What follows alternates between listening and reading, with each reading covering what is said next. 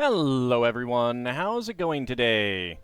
We are back for some more Lego building here on Wednesday, and this time we have the Chevy Corvette set that came out, I think, last year. It's a pretty nice looking model. Very smooth, very sleek, matching the lines of the original car. I think it's, like a 1979 or 69? I'm not positive. I'm not an expert on any cars at all, in fact. Alright, let's go ahead and bring our camera down here and get this box opened up. Get started on our building. There we go.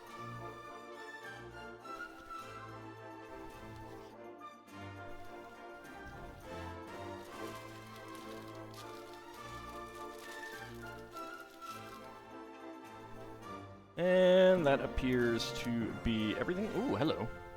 We have a paper bag with an extra part in it. Not sure what that will be just yet. There's bag number 1, so that's good. 2. There's our tires. There's number 9. There's 3. There's 4. There's 5. Okay, so 9, 8, 7, 6, 5, 4, 3, and 2. Get those up there. Another paper bag with an extra part in it.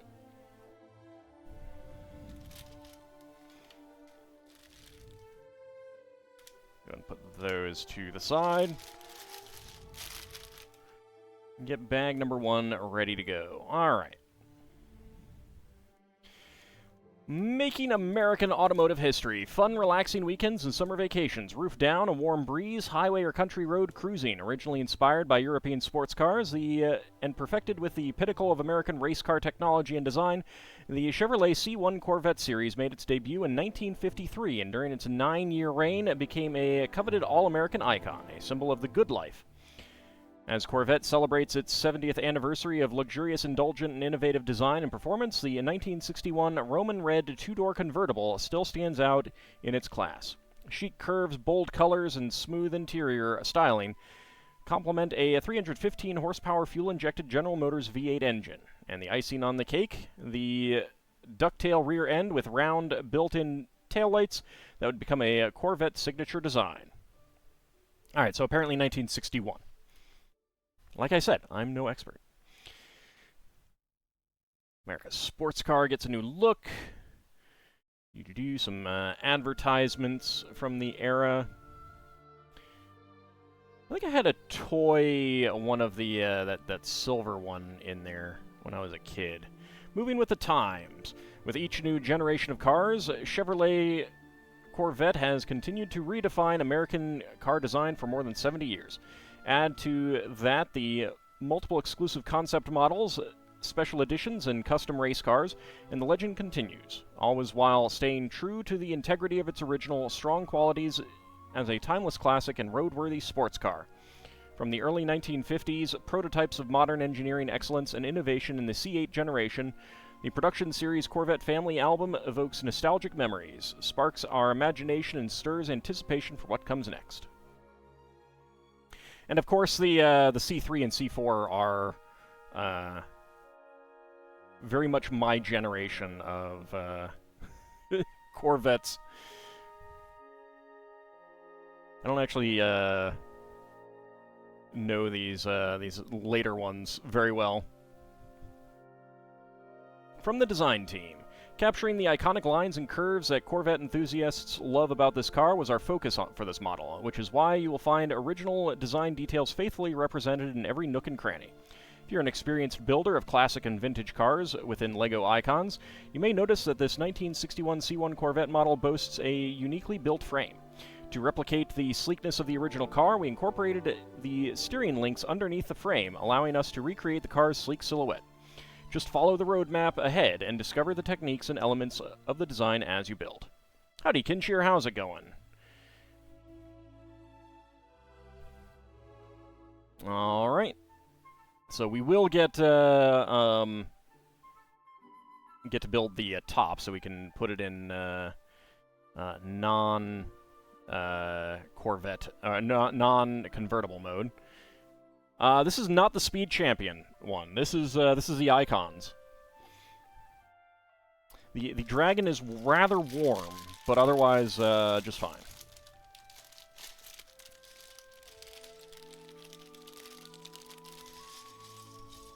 I'm not a car guy, but I do like making these large models, just because like there's a lot of very interesting building techniques and stuff that go into them. We've got our various frames. We've got a brick separator.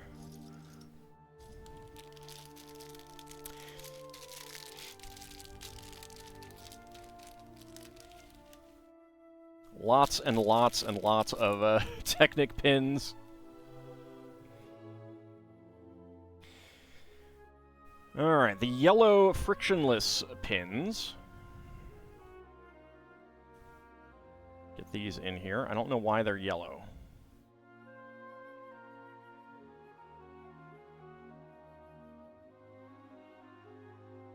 Get some more in there.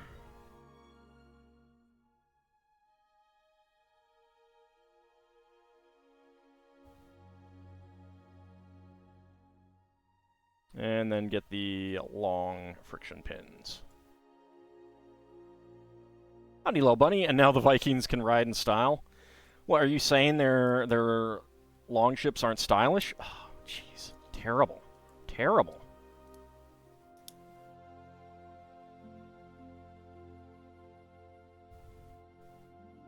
Yeah, well, and also there's usually gray ones, and I got this in the wrong place.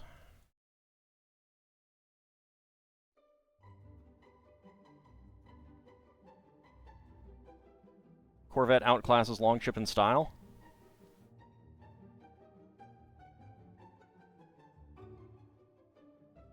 I don't know. I don't know. I gotta defend my ancestors here. There we go. Funnily enough, it's entirely possible that the other side of my family is also partially descended from Vikings.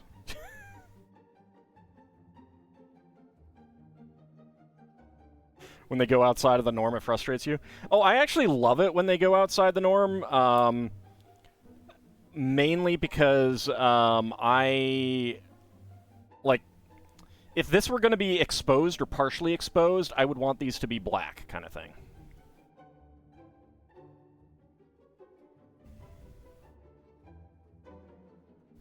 My ancestors would prefer the style, too. I don't know about that.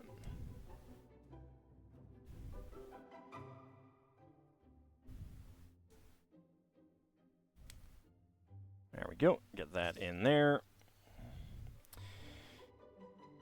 And we get the 4x6 frame. I love these frames.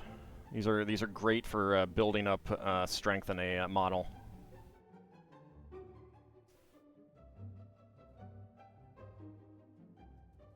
Yeah, I mean, if you're doing something where the colors don't matter, that's fair.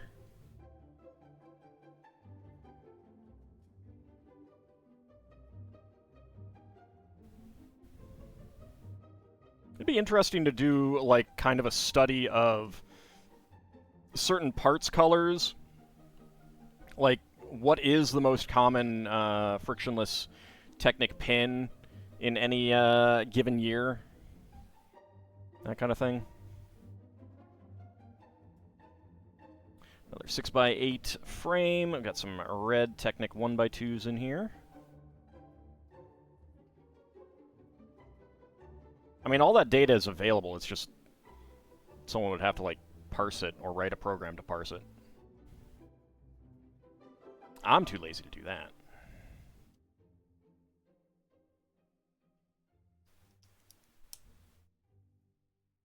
That frame looks like a walkie-talkie.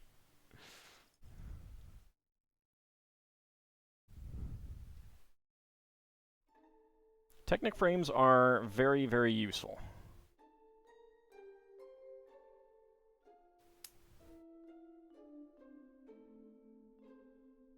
Like, I have a ton of these 6x8 frames just because they're really useful at getting big stability on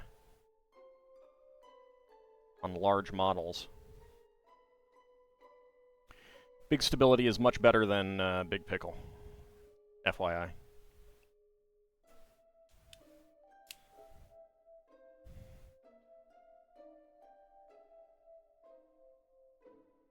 Alright, rotate it around.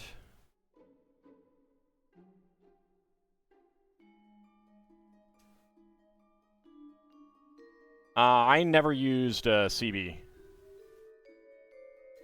And other than, like, picking stuff up from TV shows from the 80s,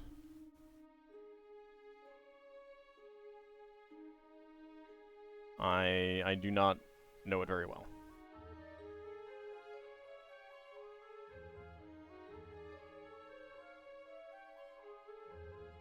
Howdy, Cloud Warthog, how's it going?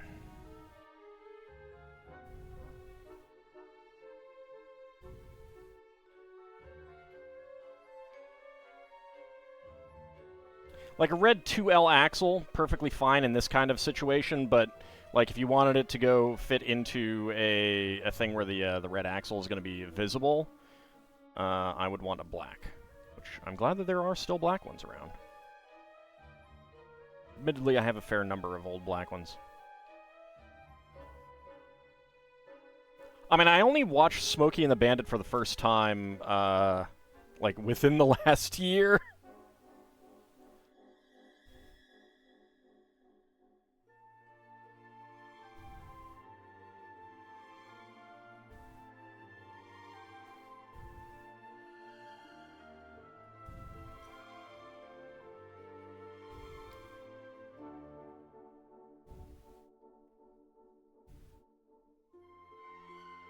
Smokey and the Bandit. Oh, no, they're, like, the third one was like Smokey as the Bandit, wasn't it?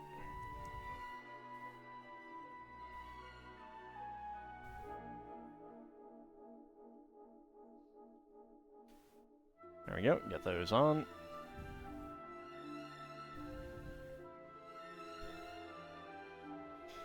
Alright. This is, actually kind of interesting how many of these, pairs we're doing here. Because we're like, these are offsetting the studs.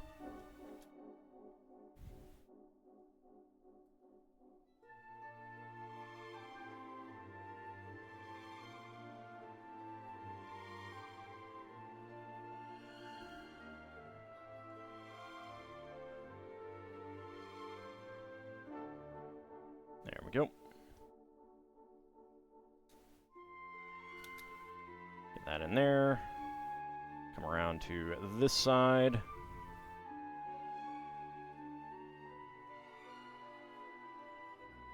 Howdy, Arx Oliver. How's it going?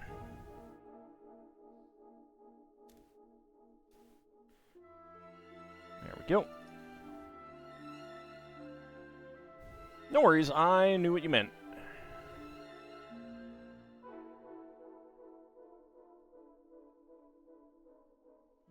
Alright, there we go.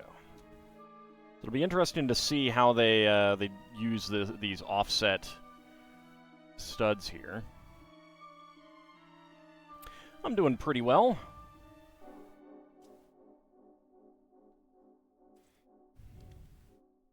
Looking forward to a nice, overly warm evening of Lego building.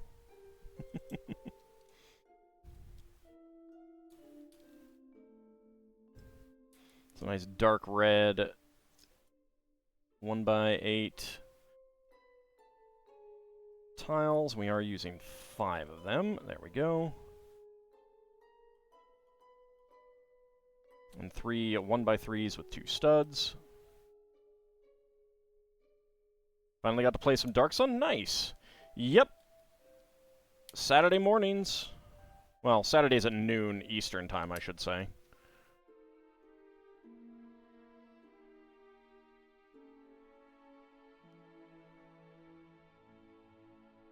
There we go. And then that goes right on there, and that goes right on there. All right.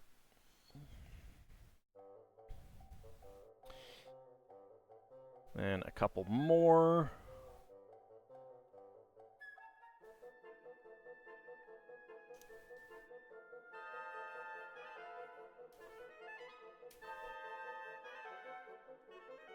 Yep, looking forward to some more Spelljammer shenanigans on Friday. Not Friday, on Saturday.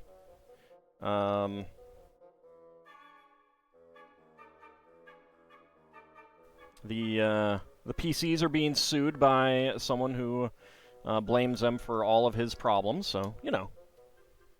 Still haven't spelljammed. I highly recommend it. Spelljamming is tons of fun.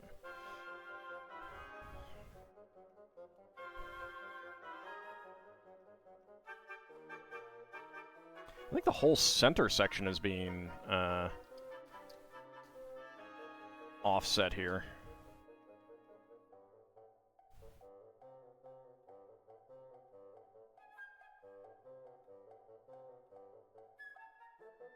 That's what it looks like.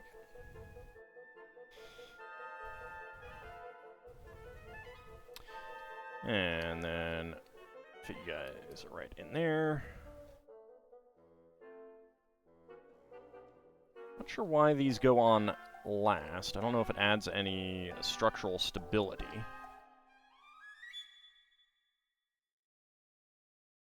Alright, 10 black friction pins.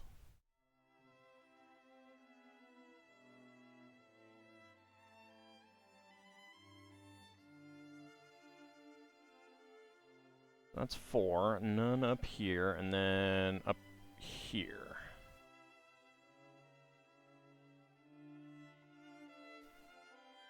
One, 2, 3, and 1, 2, and 3. There we go. Did I have to figure out much to run some lawsuit thingy? It is definitely nothing in the game. I'm going to be winging it.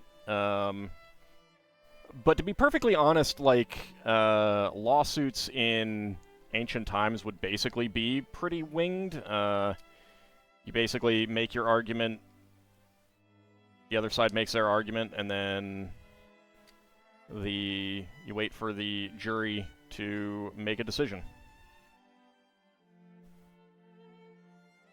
Alright, so we are right here.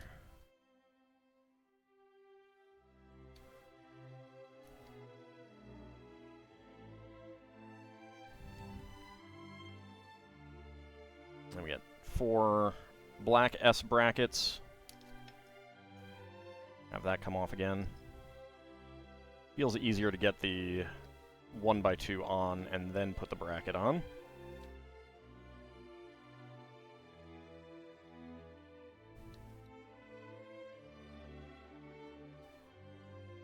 There we go.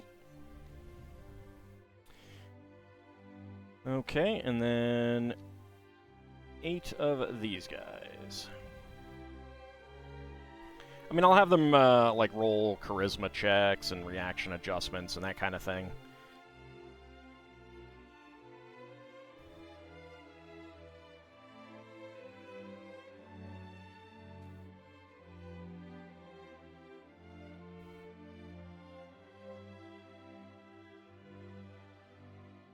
Okay. No, no. It's like even the Roman Empire lawsuits were pretty ad hoc. I mean, it's based on laws and precedents and stuff like that, but I mean, the thing about a lawsuit is that since you're not talking about a violation of the laws, you're just trying to convince people that someone else has done you harm.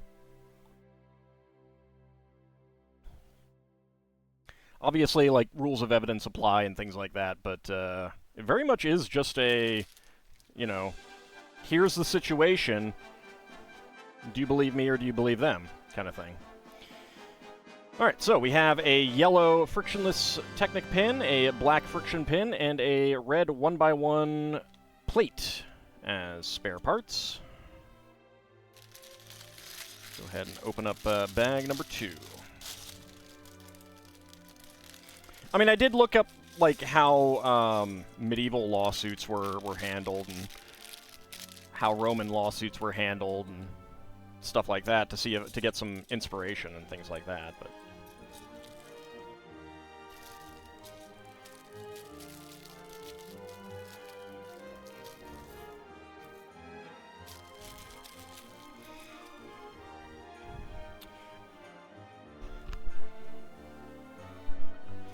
alright, we have a bunch of inverted 2x4 tiles. That's kind of neat. Quite a few of them, actually.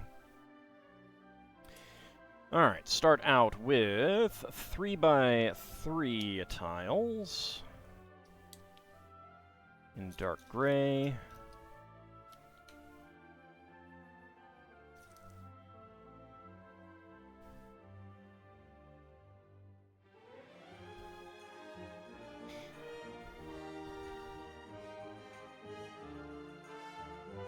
Right, well, I just mean that like, it's going to be based mostly on, like, how the players do their role-playing and stuff like that, rather than finding specifics in the law and stuff like that. Because it's not a criminal trial.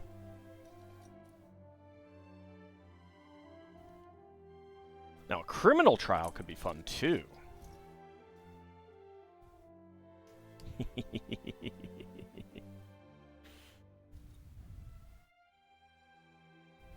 Don't tell them I was laughing about that.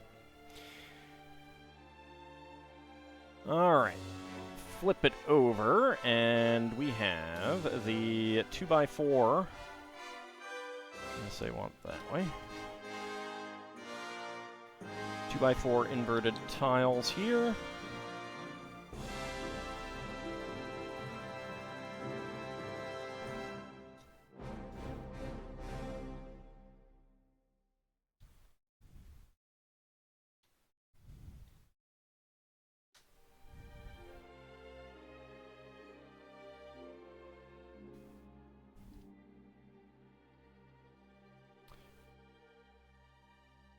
Wow, 17 of these things so far.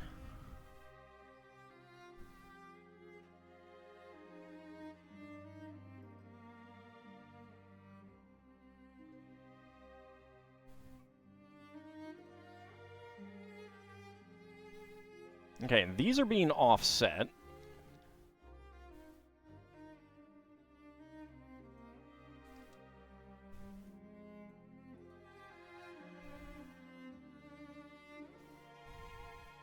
I've not seen this much offsetting in a model in quite a while. If ever, actually.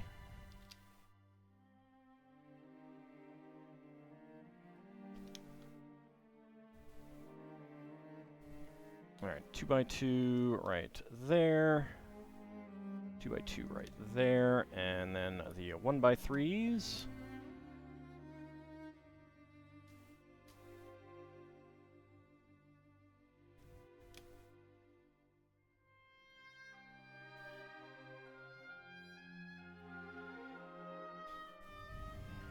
Alright. And then another one, just to cover up the yellow right there. And 2 dark gray 1x2 plates up at the front.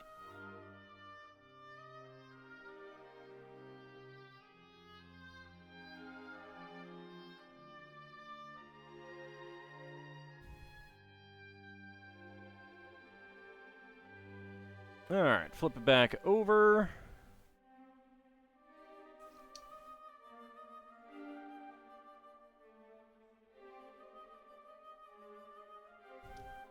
Get some bricks in the front, and yellow 1x1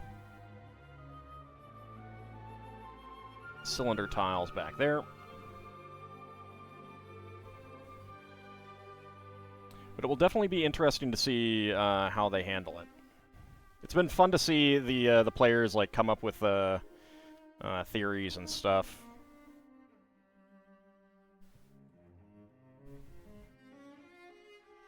Well, of course, I know the facts of the matter.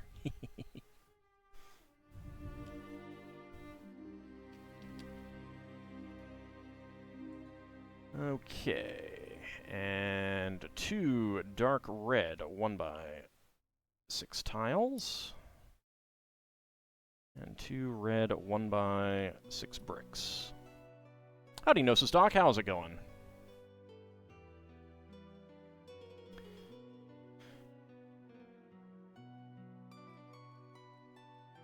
Alright, a pair of 1x2 to 1x2 downward brackets on either side, and then double stacks of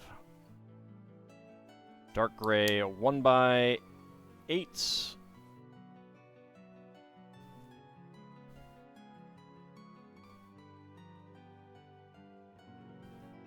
Get those in there.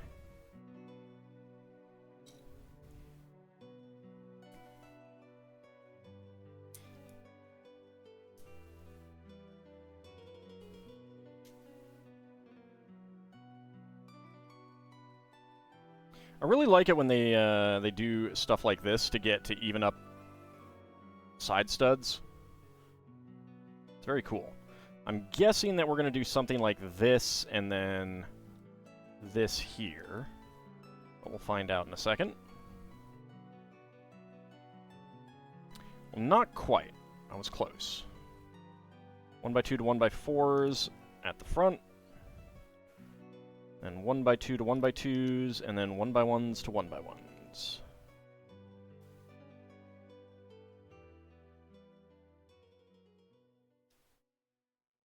There we go. And yellow 1x1 cylinder tiles in between.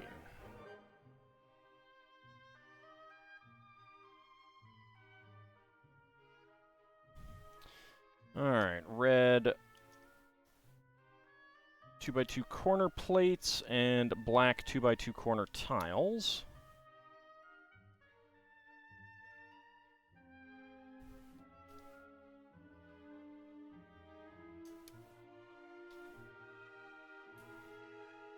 There we go. And then tile slopes.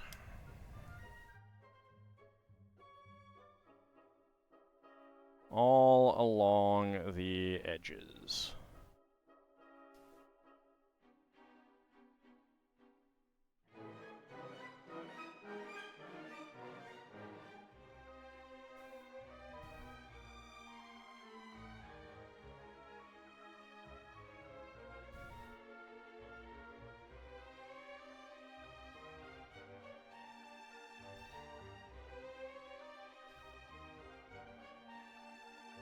Yep, that popped out a little bit.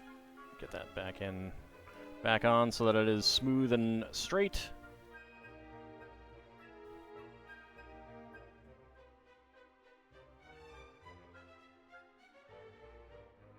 There we go. Alright, so we got a nice smooth angle there.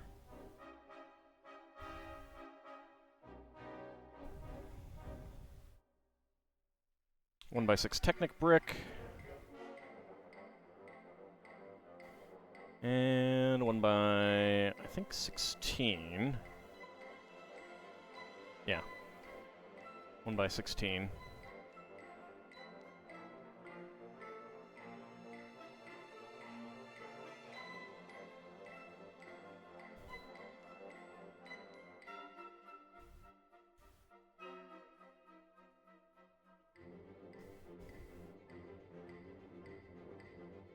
There we go.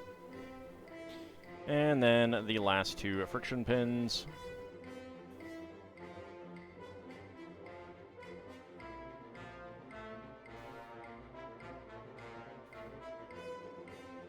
And there we go. And that will fit right in there. Right down the center. Okay, bag number 3. Actually, before we do that, yellow 1x1 cylinder tile and red 1x1 tile slope as spare parts.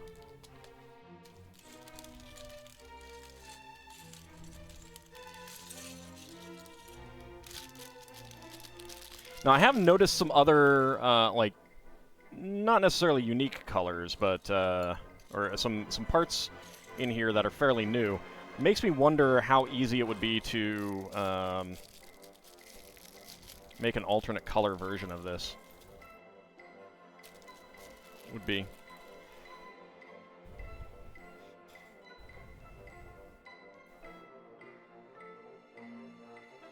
I mean, I don't mind red, and I know that red is very iconic for this, but I would rather have a different color.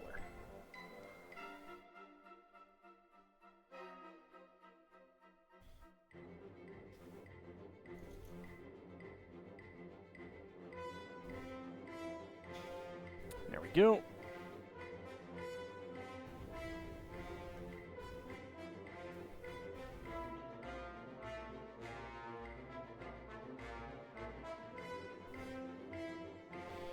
Alright, and that is probably going to be for the seats.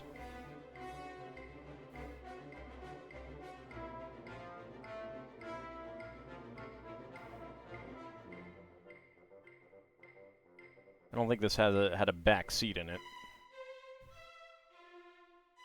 There we go.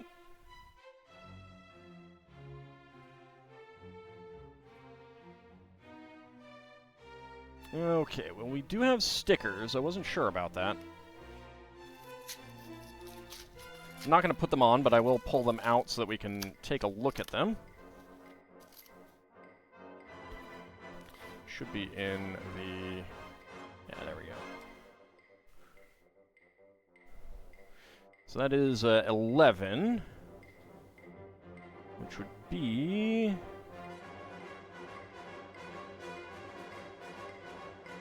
for the gear shift.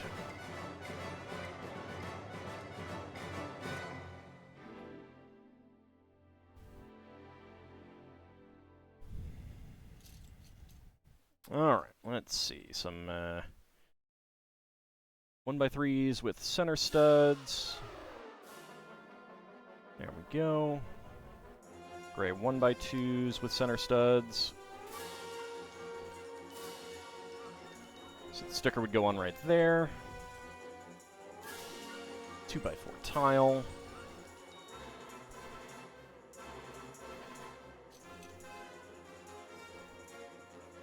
One by 3s and then 1x2s with center studs. There we go.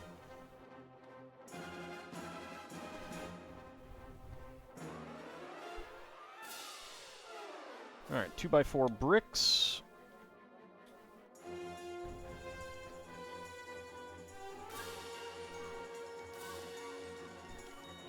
One by 3s, 1x2s, 1x2 slopes with cutouts, and 1x2 bricks. There we go.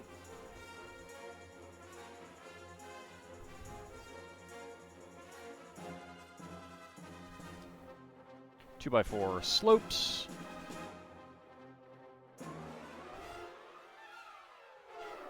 Two by 2 bricks and 1x3 bricks there.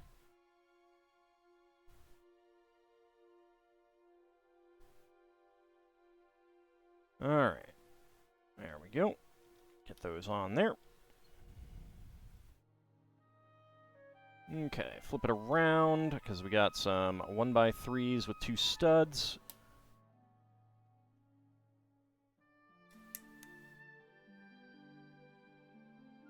There we go. And some 1x1 tiles.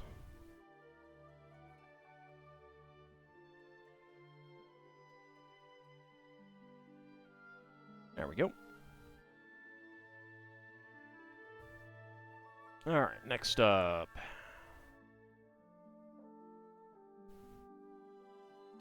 One by 3s, 1 by 2s at the back, and then 1 by 1 Technic bricks with friction pins.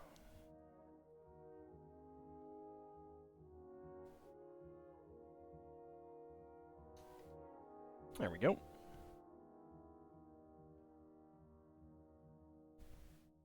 Alright, 1 by 16 brick, 3 1 by 4 gray plates, and a 1 by 12. Fit that across right there.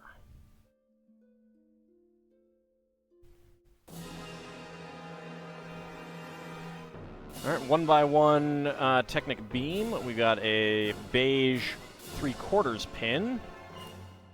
I don't think they make those in friction, which would be kind of difficult, probably.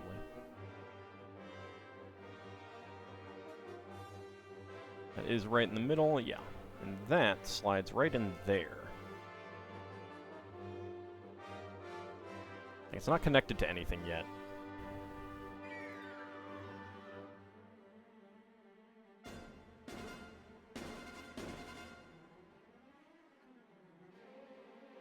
So that's going to give a slide of some sort. Not very high. No idea what that's going to be for. Yet. There we go. Alright, another 1 by 12, 1 by 4 gray right there in the front, and in the middle, I mean. And beige 2 by 2 corner plates.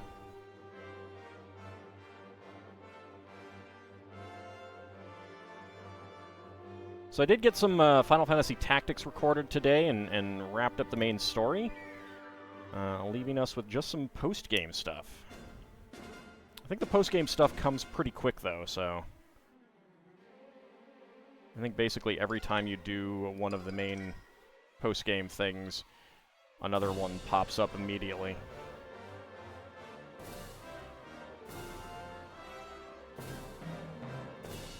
We are getting close to finishing that series.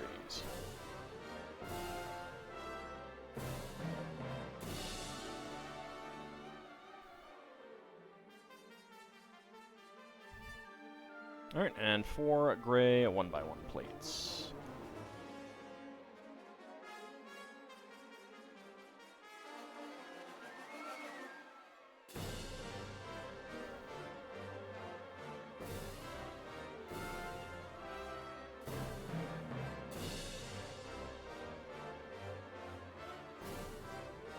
There we go.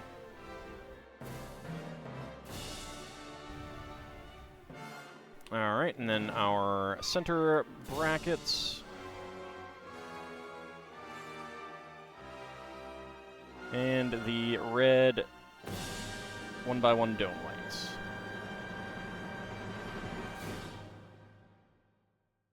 Yeah, I mean there's a ton of side quests in it.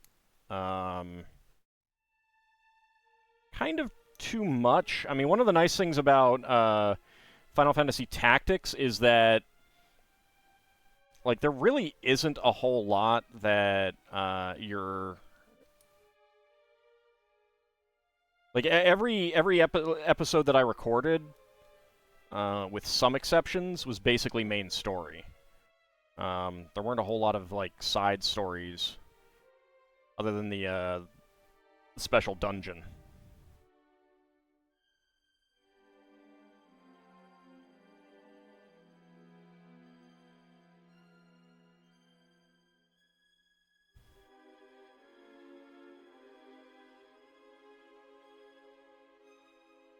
But part of that is just like the design of the game being on a mobile device kind of thing, you know, a handheld device, not mobile.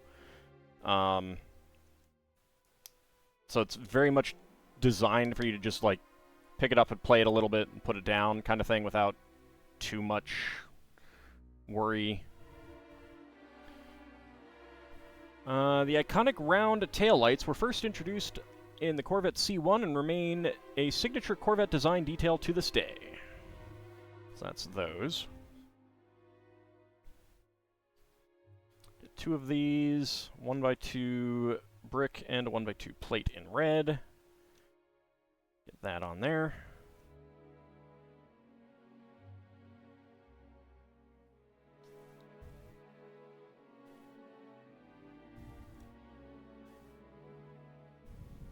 There we go. And that will fit on right there.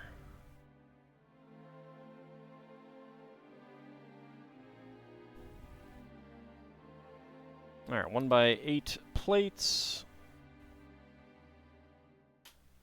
And 4x4 half tiles. The wibbliness of FFTA.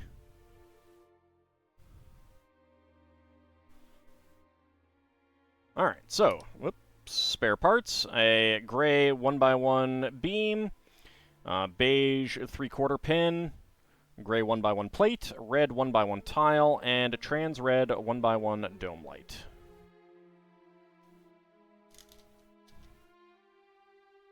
I mean, I find it a really fun game to play.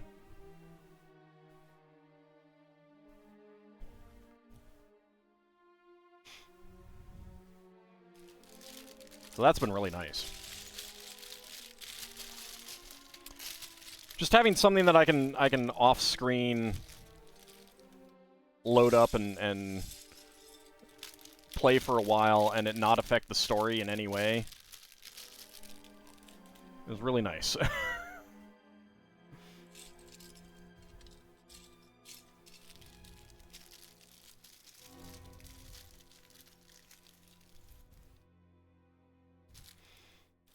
Look! Gray bananas! Gray bananas.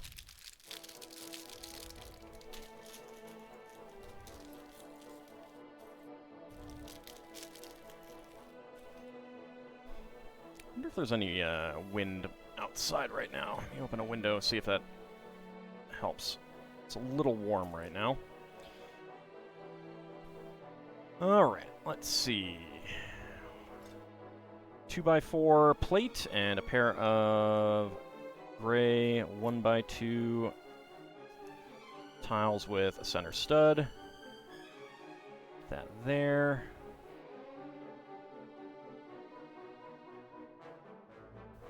Who leaves gray bananas? It's a good question. Nom nom nom nom nom. That's printed.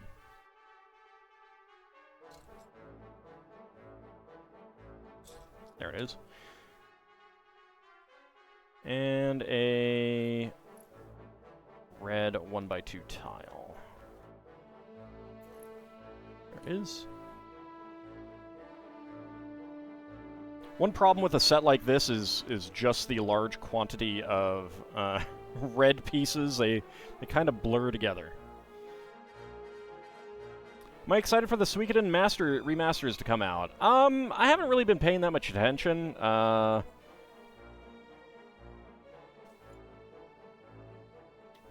will definitely look at them when they come out, but I don't know that I don't know what I would bring to a new playthrough of them.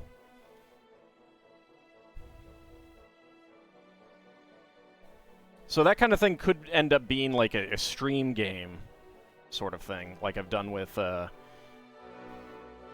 Final Fantasy Pixel remasters and stuff like that.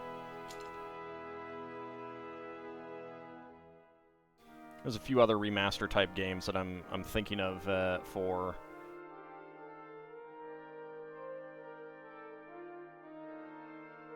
future streams as well.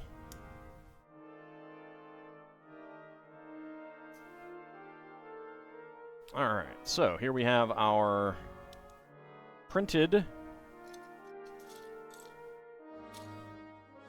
1x6 arches. There should be another one. There it is.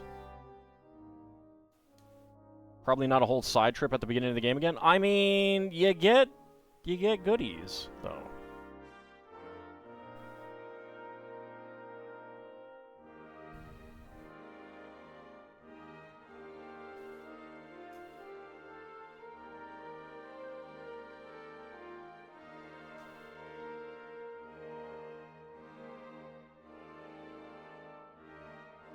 Alright, 1x2 curved slopes, inverted slopes, which would have stickers on them, but I'm not going to put the stickers on.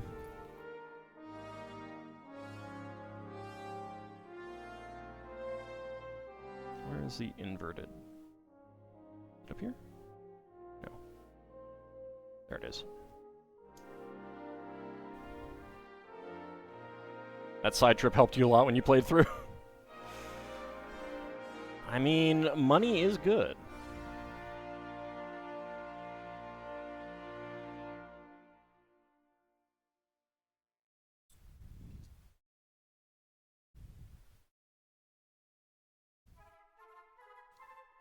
I am absolutely blowing through my mountains of cash in late-game Final Fantasy Tactics, so... And I could blow through my mountains of cash in Like a Dragon Infinite Wealth.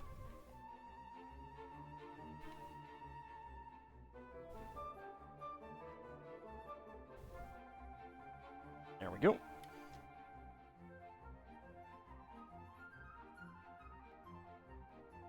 Oh, 3 is my favorite. 3 is absolutely my favorite. If there was a remaster of 3, 5 as well, but more so 3, I would definitely be able to tell you that, yes, I would be excited for that one.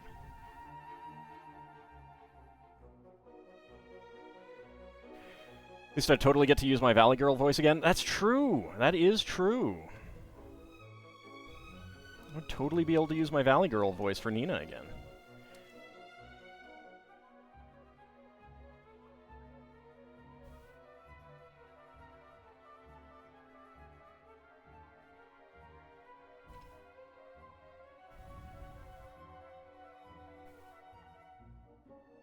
Alright, 3x3 with curved corner, 2x4, another 2x4, and a 2x4 curve slope. Get that there. Get this one right there. Get you right there, and a 1x2 curved top. There we go. Alright, flip it over.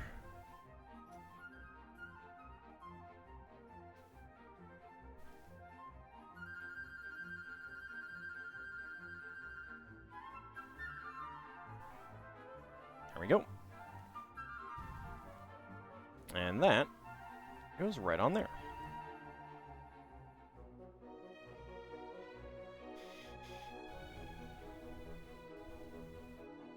Alright, make a mirror of that. I mean, I really enjoyed, especially Suikoden 2. I did really enjoy that. But I just don't, I would have to see what the game is bringing to the table kind of thing, what the remasters are bringing to the table, before I could say, yeah, I'm excited for it, because, like, I really enjoyed what I did already. And I don't know what I would do differently or better or something like that, you know?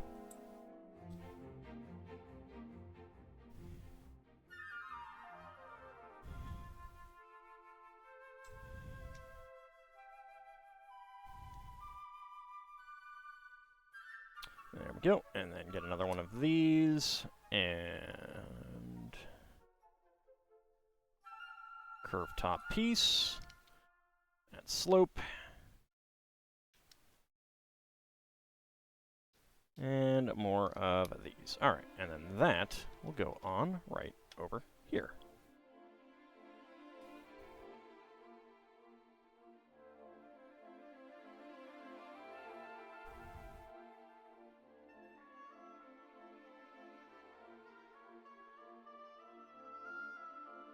Nice. I mean, I could use my Valley Girl voice in Sword of Mana. I'm having fun with the kind of doofy voice that I'm giving the main character. It was just like, you know what? I should use a doofy voice again. I haven't done a whole lot with doofy voices.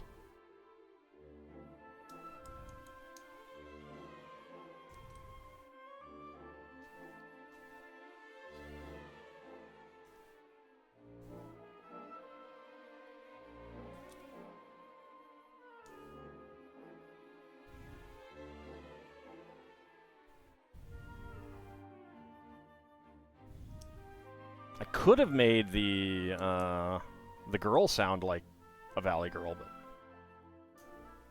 I would have had to have given her a different name. Alright. And that fits in right back there.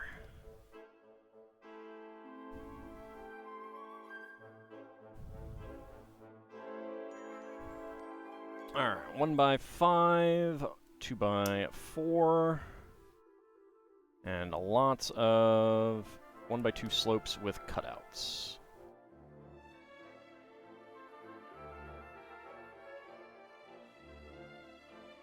And watch that, yeah, that's fine.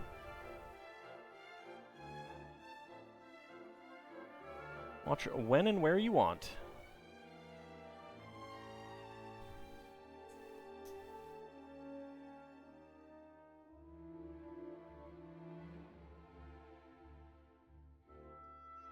It's definitely nice to take some time and just listen to music. So I totally understand that.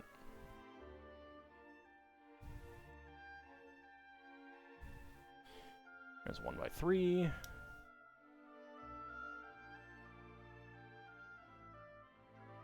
This is a complex little structure here. It's gonna clip on the back underneath, I'm sure.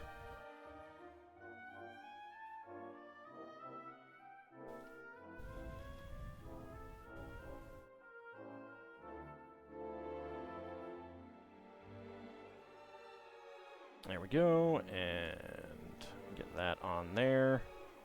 Get the candlestick right in there, and the banana right there. Alright. Flip it over, and it goes in right here.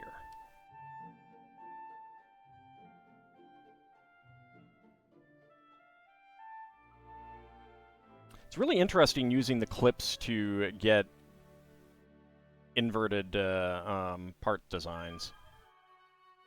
Sure, we're going to do that one next. Then again, there are some inverted studs here as well.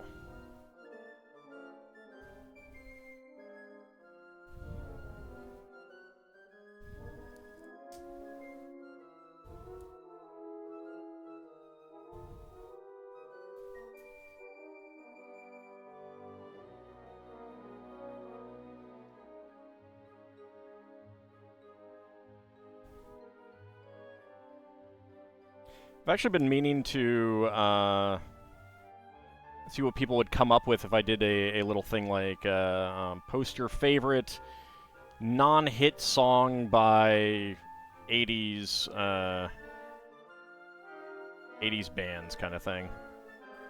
Because I have some favorites that are very much like, why was this not a hit? Howdy, not a rogue AI, how's it going?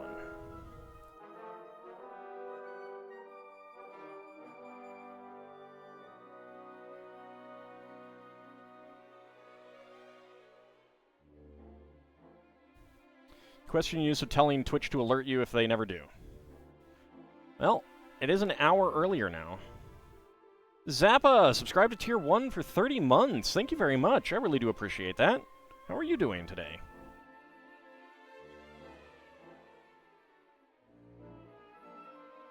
We are building a Corvette.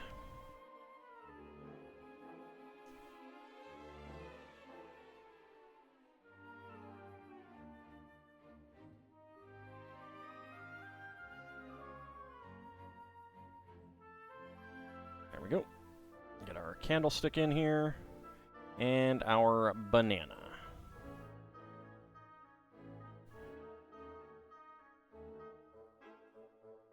There we go. Alright, and then this one will fit on here, and then push it down.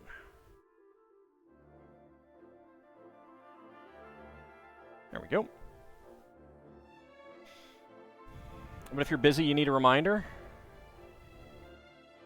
That's fair.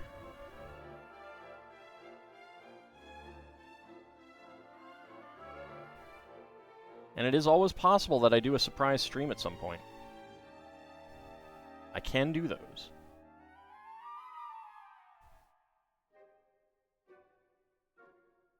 I am allowed. There we go. All right. On here, get that right in there.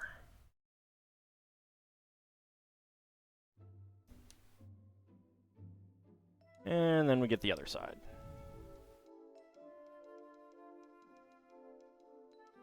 No, I have not. I honestly had forgotten about it until you reminded me. I'm not a Prince listener.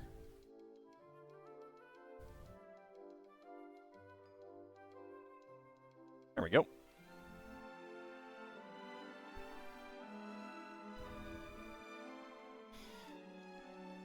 Alright, and then 2 1x2 bricks with 1x2 tiles.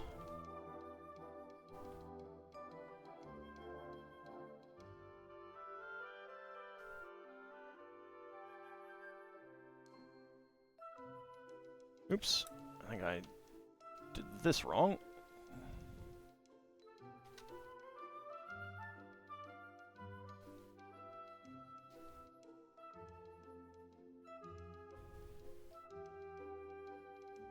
There we go.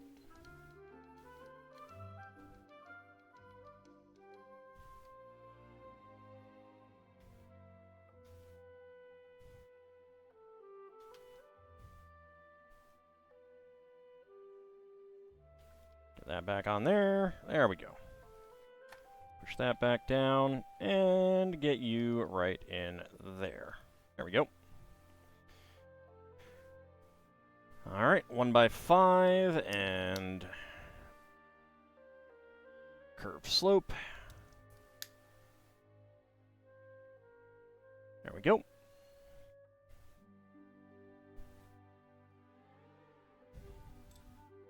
And then 6 1x2 tile slopes.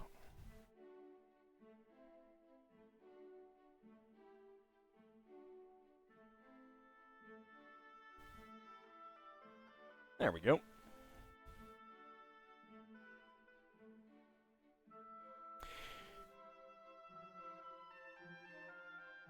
When you turn the Michigan plate upside down, the 4 numbers 0937 spell out Lego.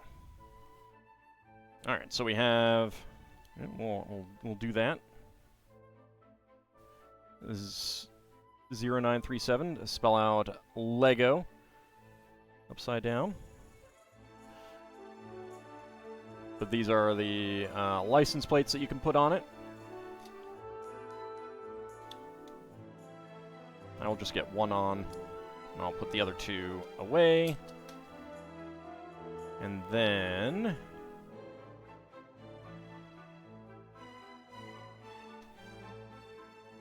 these are on the outsides.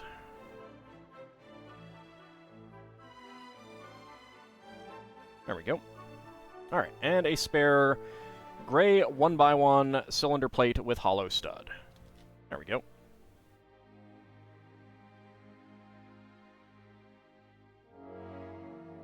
Alright, bag number 5.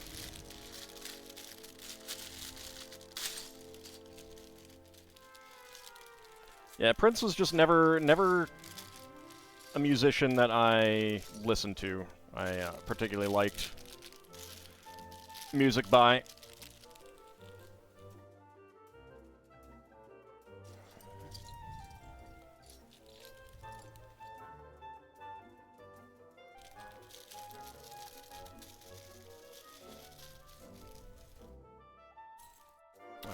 think we might do the engine now, or maybe the steering.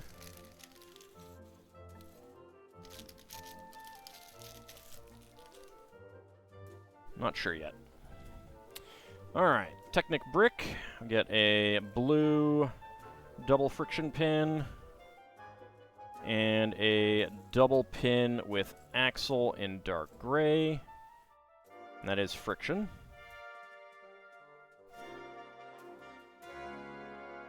And 2x2 cylinder bricks with Technic holes.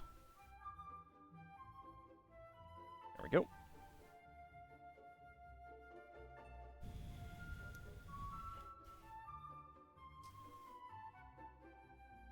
Alright, let's actually put the Corvette back there for the moment, because we're not apparently putting anything on it yet, at least.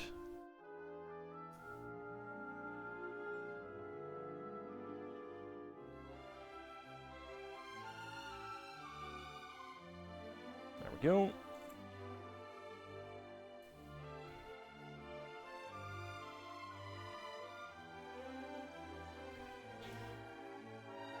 These pieces are notorious for turning when you're trying to put stuff on them, though. Alright, a double axle and frictionless pin. That gets in right there, and then beige axle pins.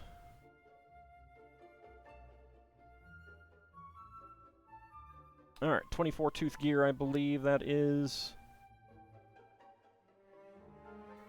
Get one there and there as well, and then the 12 tooth, actually that's probably more like 32.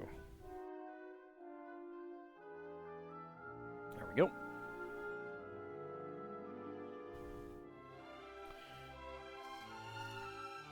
And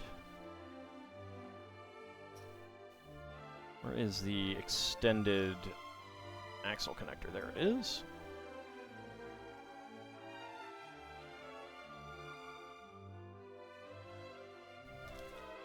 Okay, and that goes on the front, right here. Oh my lord, are they going to use that way? Let me see.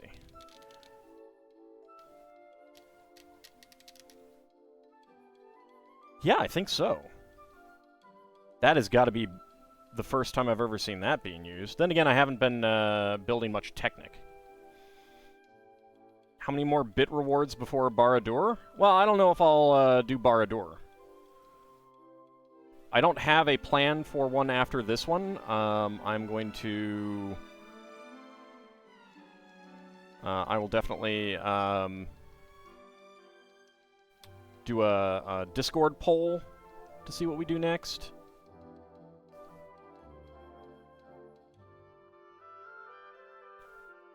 But we got a while before we hit this one anyway, so... Unless, of course, anyone wants to be extremely generous.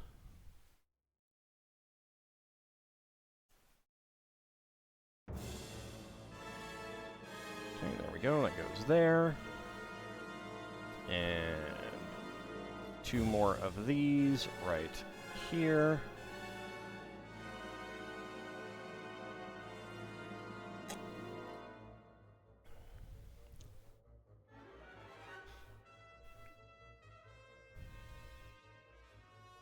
Alright, 2 black 1x1 cylinder plates. I mean, maybe I want to do the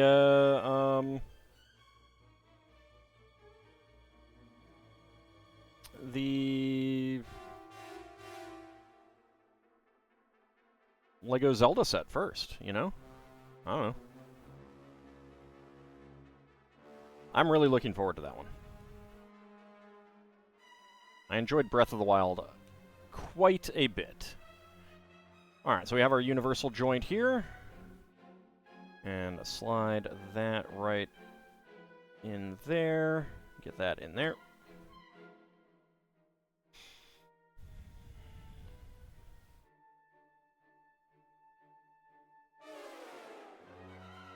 I mean, I wasn't directing that at specifically at you. I was directing that at anyone who might choose to be generous.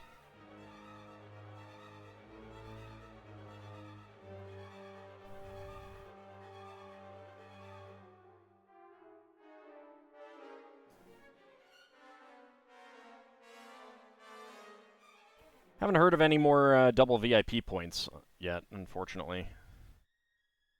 Hopefully soon. Hopefully soon.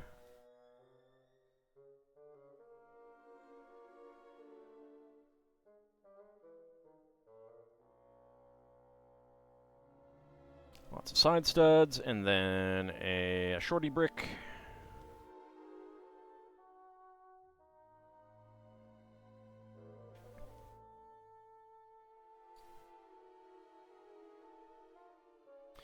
And another shorty brick. Where are you? There you are.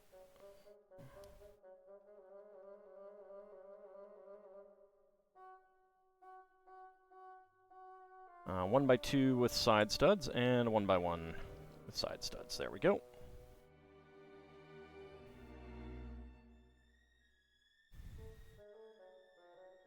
Alright.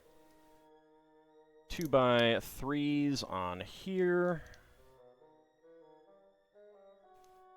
And 1 over on that side. And 1 by 2 to 2 by 2 upward bracket. There we go.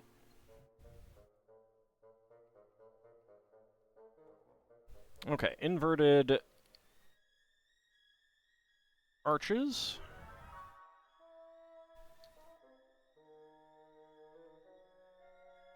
There we go.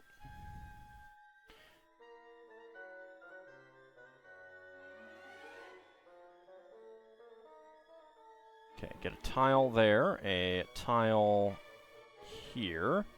1 by 1 tiles with top clips. Right there, and right there. There we go. Okay, dark gray 2 by 4 tile, 2 by 2 plate, and 2 1 by 1 plates. There we go.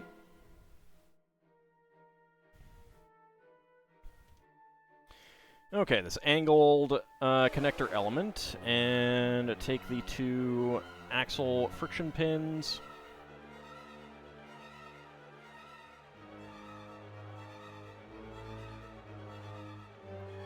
There we go. And then our 1 by 2 Technic plates.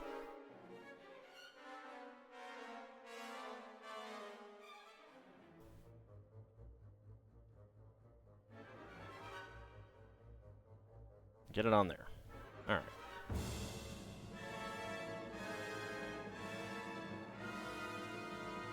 I'm trying to think of how this might go. Like, this seems like the most... No, it can't go that way. Wait.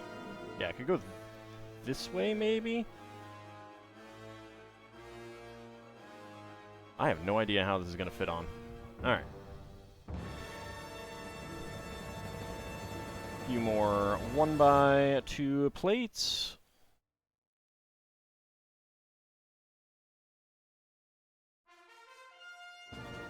And then some 1 by 1 plates.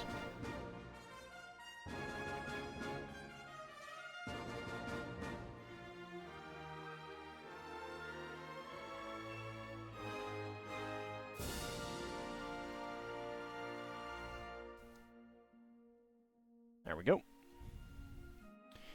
Alright, another 2 by 2 there. And then we have our 1 by 2 slopes with cutouts on either side. And 2 black 1 by 1 tiles.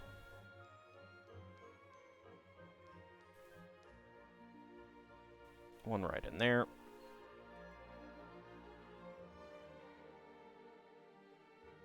And 1 right there. There we go.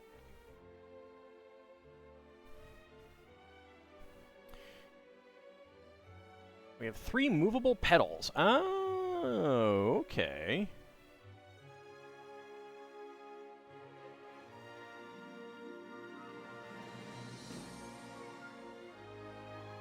I guess it will go like this.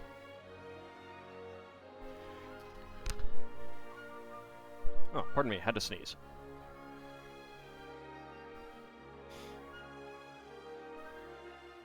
Alright, so 3L bar in gray goes through here.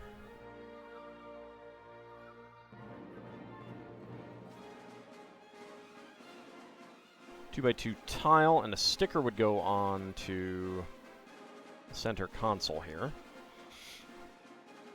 Turn that one up that way.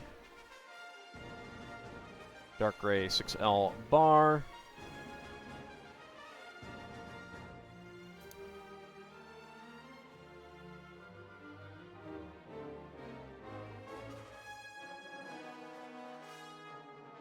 Okay, we get our pedals.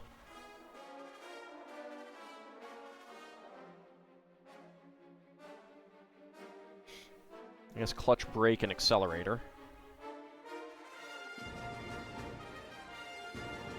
Don't mix them up. I wonder if I still remember how to drive a stick. Now that I think about it. It has been a little while since I owned one.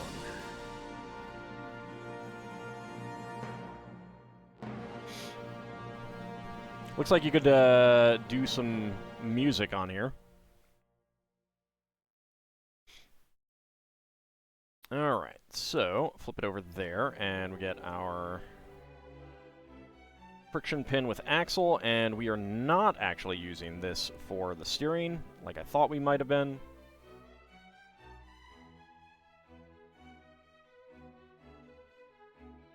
I'm talking about a stick shift. Push in the clutch, and you have a gear selector in the center console, generally. Manual as opposed to automatic transmission.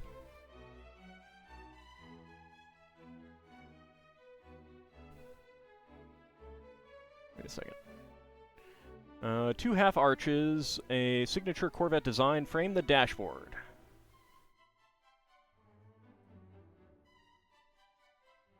Okay.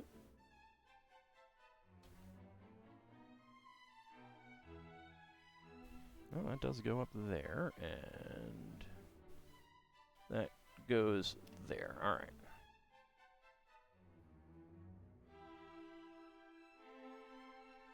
I wonder if that's supposed to be air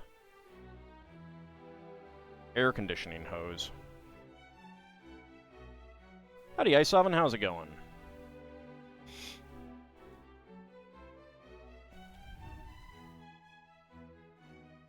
There we go.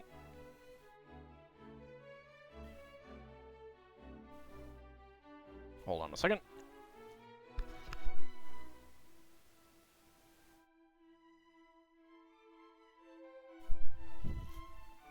Sorry, just had to blow my nose.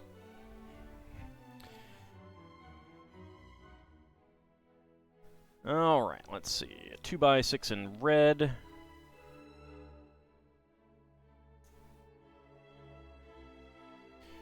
The car I had previous to the one I currently have was a manual.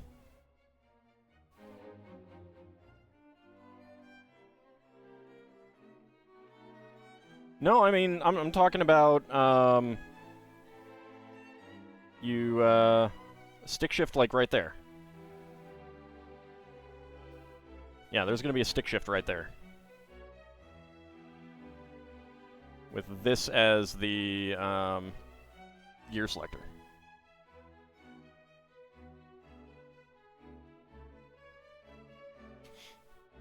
Oh, I don't know. I've never driven a car older than, like, 1989.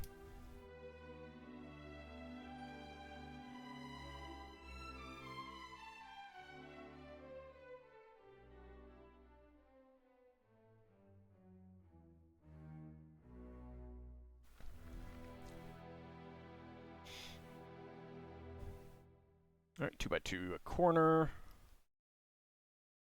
2x2 with side studs, and a white 1x3.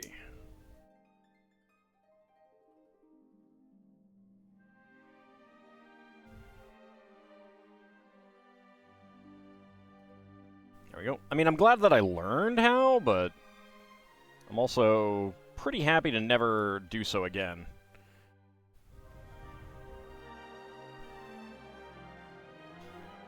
I am good.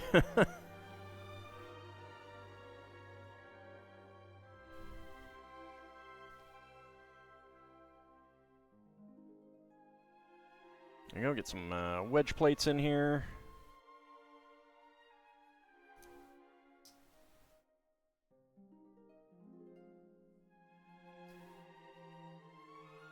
Ah, this is going to be for the door. Probably right there, yeah.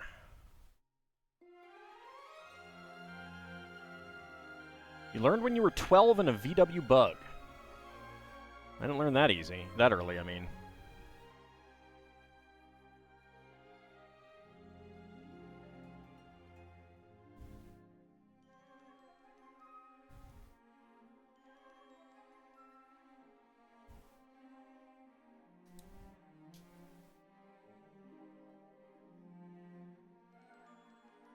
Alright, and then another pair of 1x3s with 2 studs.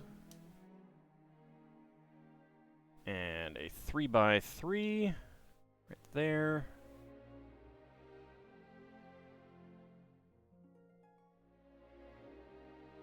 Have I missed? Yes, I did miss something on there. Alright, get that on here. It's actually going to be sticking out a little bit more.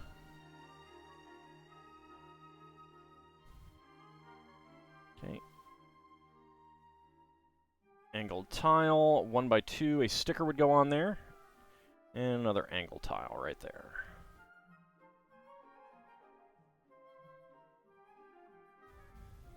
You're bored in those days.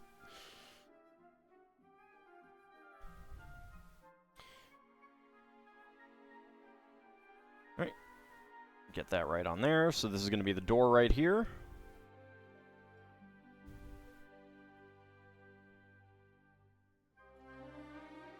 I mean, I didn't learn to drive until I was at least 16. I was actually the first of all of my friends to get my learner's permit and license, so...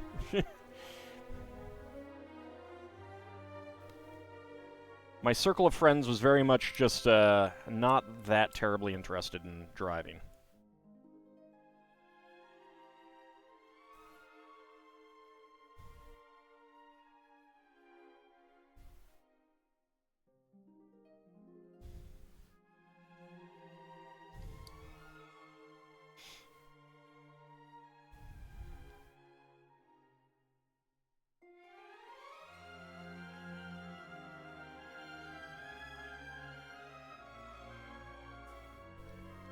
Okay, get that on there. Yeah, the bus system in the DC area is decent. It's not great, but it is decent.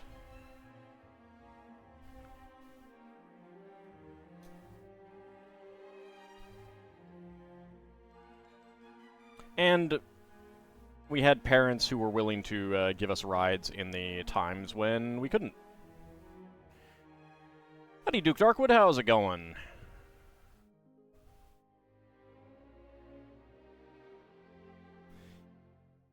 It is definitely Lego in here. If you heard that there was Lego in here, you heard correctly. It is actually Corvetting in here right now.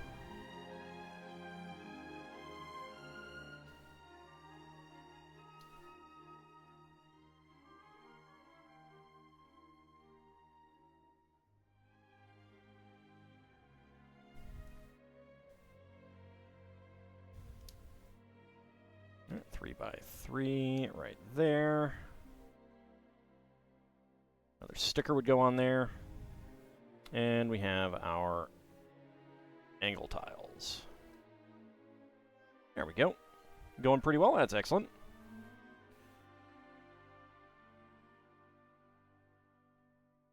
Just bad at timing. I have been... I did miss a Friday 2 weeks ago.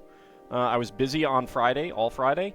But last Friday, we started the Viking Village. And I've been building on Wednesdays for quite a while now. I did move earlier on Wednesdays. I'm starting earlier so I can do a little bit bigger builds like this in one session.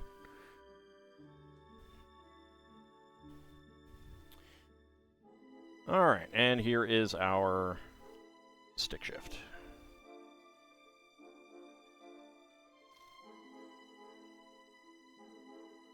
Why was this not put on earlier? It should have been put on earlier.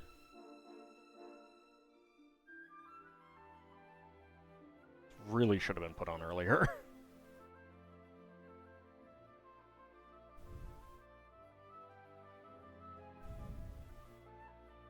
There we go. No, I did not think to make that reference myself. And I did forget these two. Like I said, I'm not a Prince listener. Okay. Alright, so we have a dark gray 1x1 beam, 1L beam, a gray bushing, gray 1x1 cylinder tile with top peg, white and dark gray 1x1 plates, 1x1 tile in black, 1x1 cylinder tile with open stud in black, and a 3L bar in gray.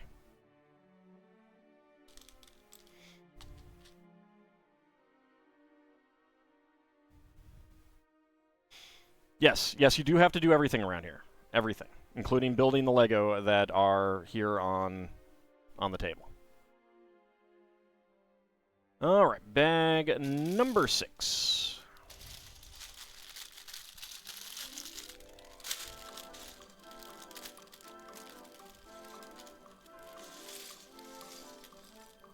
There we go.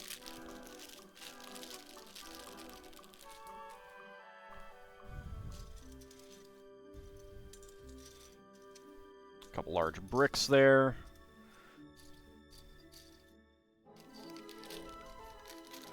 Alright.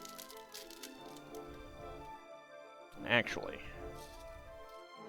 I think bringing these pieces down here is going to be a little bit easier for me. Just let me add it. You'll build all the Lego.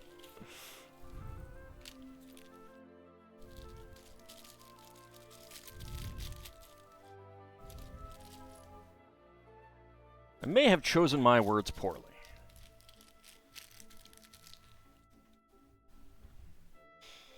Alright, there we go. Okay, so we have the black friction pins with axle holders.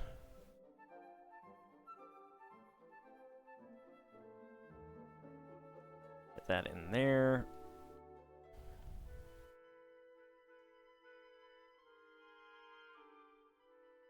Oh, I'm aware of it. I just didn't think of it.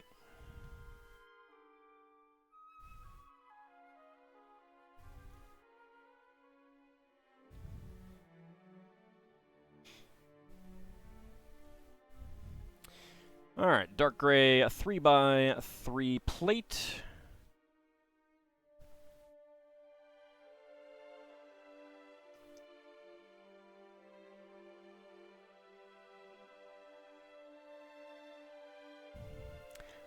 I mean, I did choose my words poorly intentionally, so you know.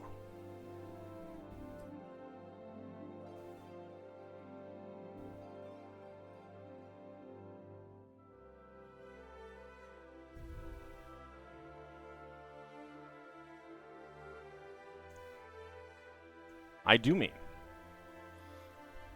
things to Lel Bunny. Alright, gray 1x1 Technic bricks again.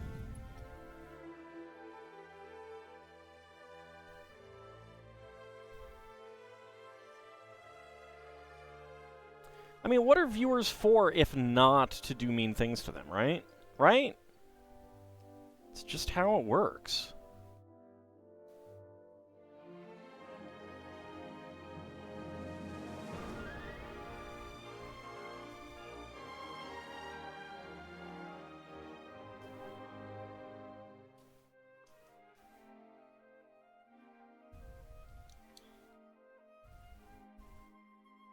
I am so horrible. Howdy, Green King Dog. How's it going?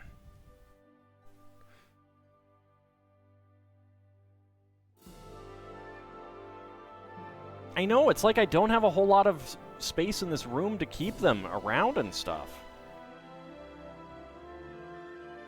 And if I do, they get really, really dusty during the winter.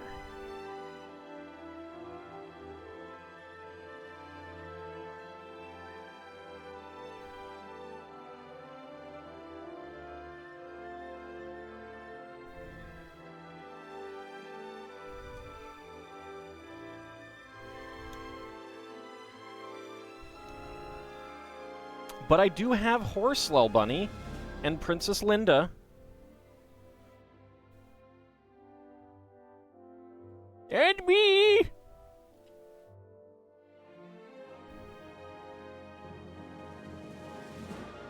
So really, I have everyone's favorites.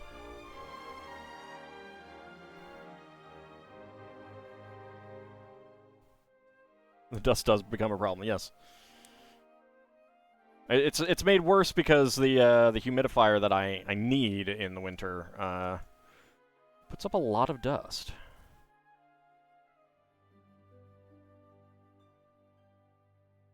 There is the frictionless pin.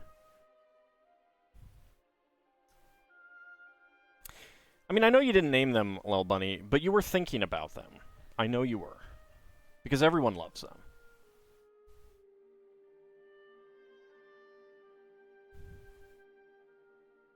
Oh, yes.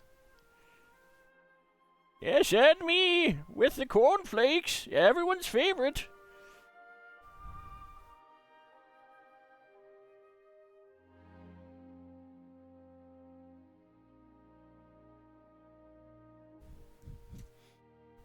Just let cornflakes, the holy cornflakes, into your life. Horse can eat the cornflakes guy? Horse isn't a cannibal. Or a carnivore, I should say.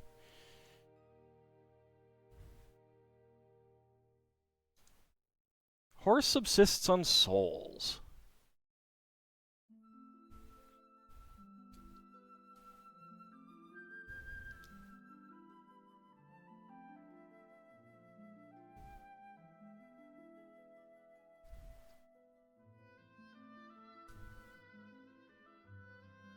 Well, no, of course he doesn't have a soul. He's a Lego minifig.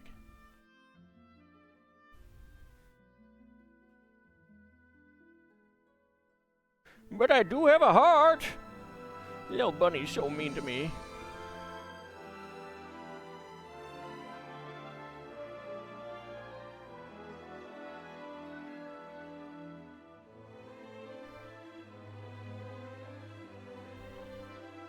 My heart beats there in my torso. Pumping the essence of cornflakes throughout my body.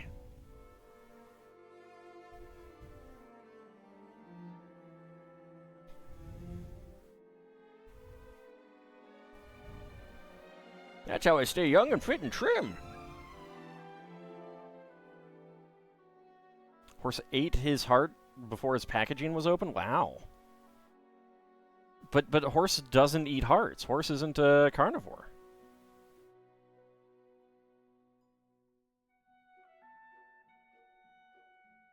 That's true. The Tin Man minifig does have a heart.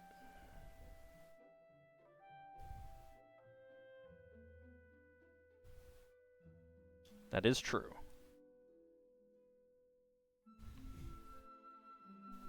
We are done with that set, though.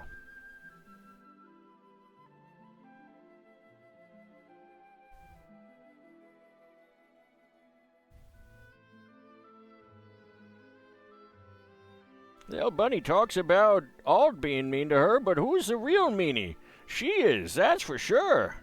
Always so mean to me. I'm just trying to spread the gospel of cornflakes. No, horse eats souls. He subsists on human emotion.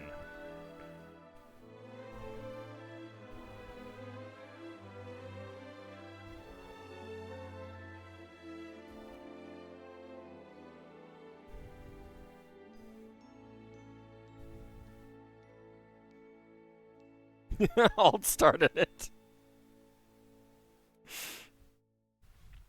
Well, now that's just mean. Someone's mean to you, so you're mean to someone else? Wow. That's terrible.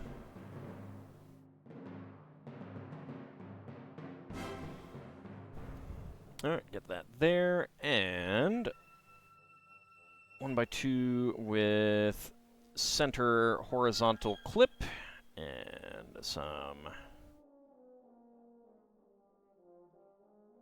headlight bricks. 1x2 with round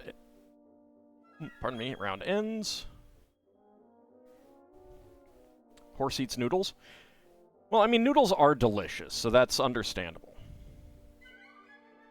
I mean, who doesn't eat noodles? Noodles are delicious. I want noodles. Ooh! Look! Gray hot dog.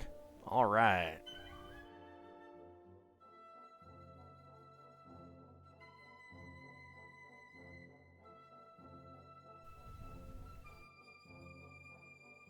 There we go. Get that on there.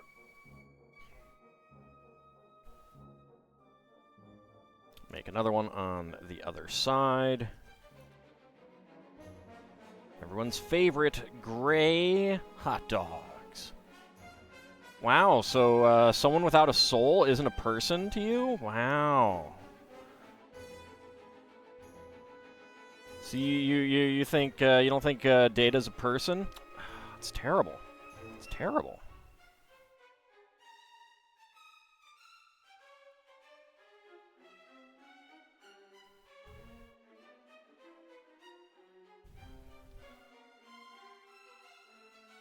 And another hot dog.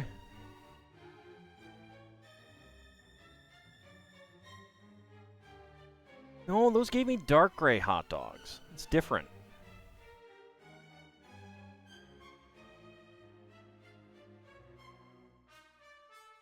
Completely different shade.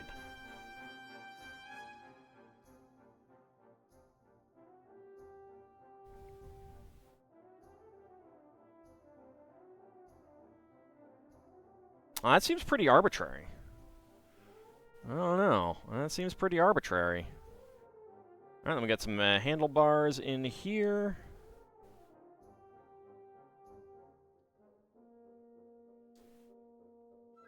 There we go. And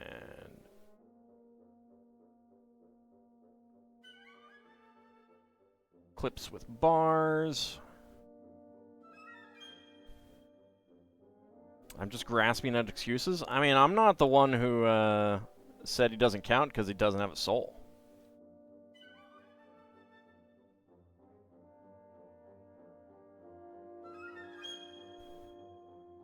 So anti-soul. Or anti-soulless. Terrible.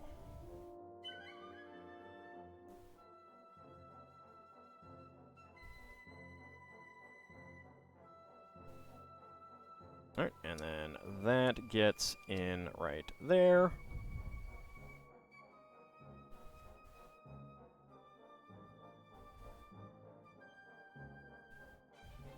How can someone count as someone if they don't have a soul? I mean, I'm not the one that says that souls are necessary to be people. Yes, Duke Darkwood.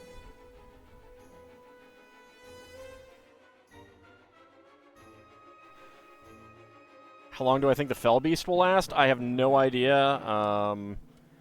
It didn't really impress me, and I don't know. I mean, Barad-dûr didn't really impress me either, so I'm actually not planning on getting it on release. I might do it as a like a bits goal here.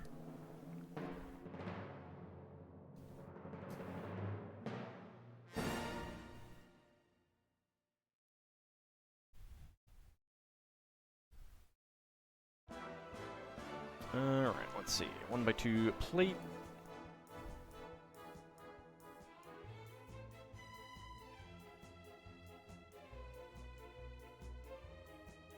I mean, I'm an atheist, Low Bunny. I don't think anything has a soul, so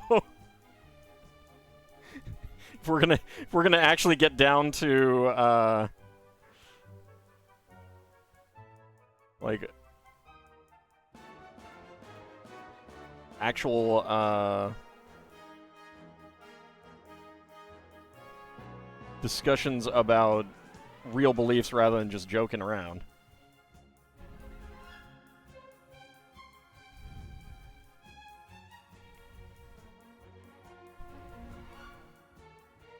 Gets you another Nazgul. That's true.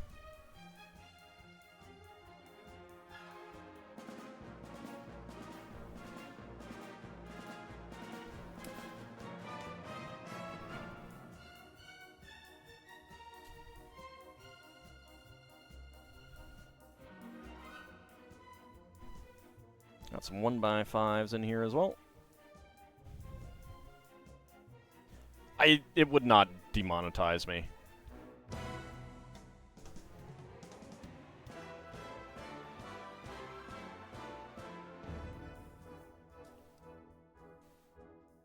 More likely it would risk costing me viewers, but there aren't that many people watching my Lego build videos, and if that's, like, someone saying that they're an atheist costs you, like, if someone's like, no, I can't watch you because you're an atheist,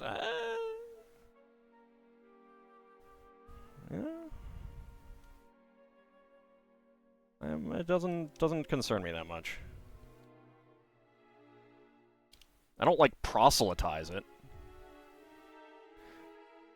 Yes, the music playing is from Dragon Quest.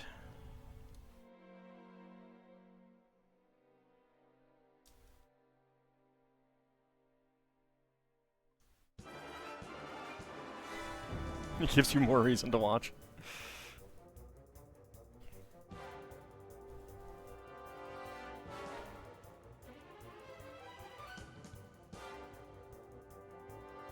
Kind of looks boombox-ish. It is going... Yeah, I mean, it's definitely an interesting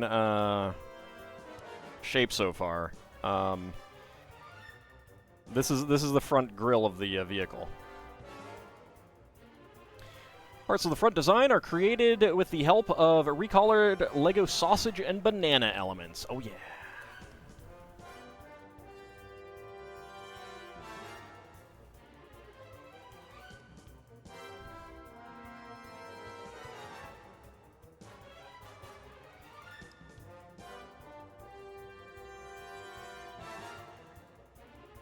Lego sausage, indeed. Howdy, Mad Martin. How's it going? I thought you might enjoy this, Mad Martin. Nice car with sausages. Sausages.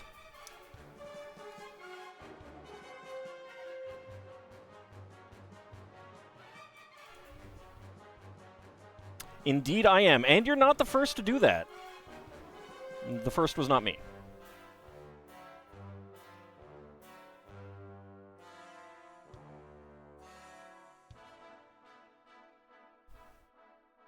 It's rather amusing how often some interesting shapes briefly show up during the building process. Oh, yeah. You're the best one that is named Mad Martin. That is true. That is true. Well, I don't know, Mad Martin. Have you met Mad Martin 13? I don't think you have.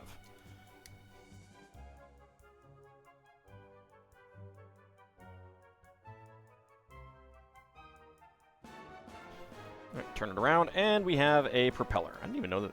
Oh. Wow. That is loose.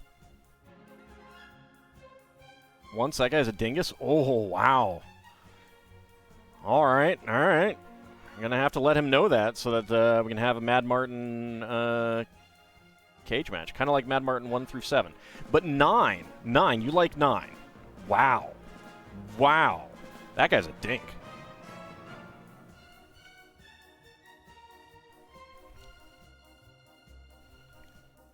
Is Mad Martin 13 more interesting than Mad Martin 69? I don't know. I've never met that 69. Mad Martin 69 we don't talk about.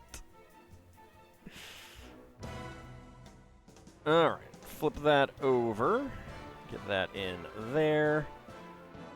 And push that in. Alright. So right now, this, I don't think that's how the car actually works, but, you know, maybe it is. I've never had this Corvette before.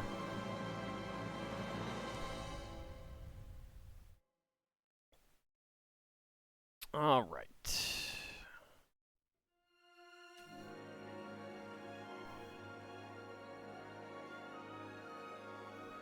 That one there. That one there. Howdy, X-Gemini. Subscribed with Prime for 39 months. Thank you very much. Feel like your question got lost in Martin Bowl 24? Let me go look.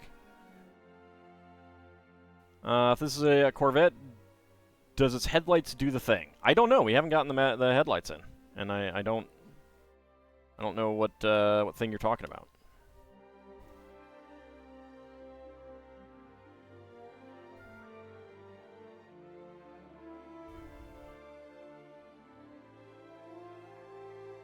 All right, 1x8. Oh, pop-up? Yeah, no, this is too early for pop-up headlights.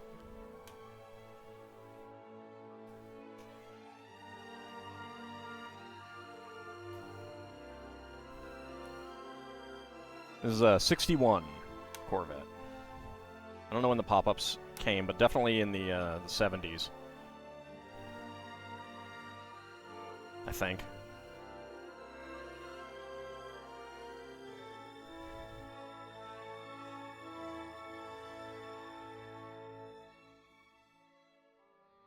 I could be wrong, actually. All right, 2x bricks and gray. 1x2s. 63 or 64? Ah, okay. And a yellow 1x1. Well, hold on. Well, we gotta go back and look.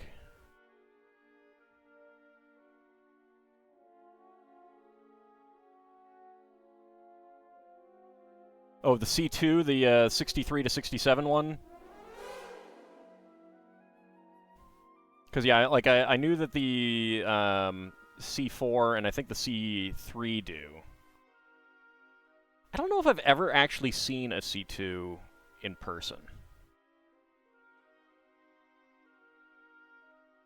You might have lost sound. Can you hear me? Let me see if there's any issues. I'm still getting audio coming in on my thing. Well, Bunny still hears me. Okay, hears me. Okay, good. Yeah, you might need to just refresh Duke Darkwood.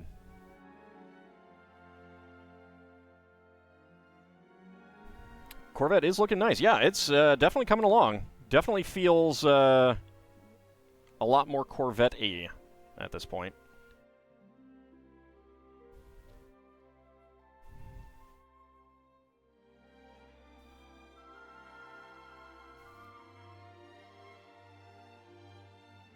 It was only for a couple minutes.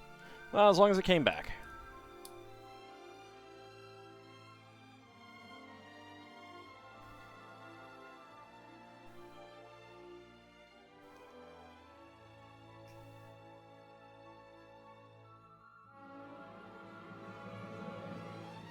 Alright, get that right in here.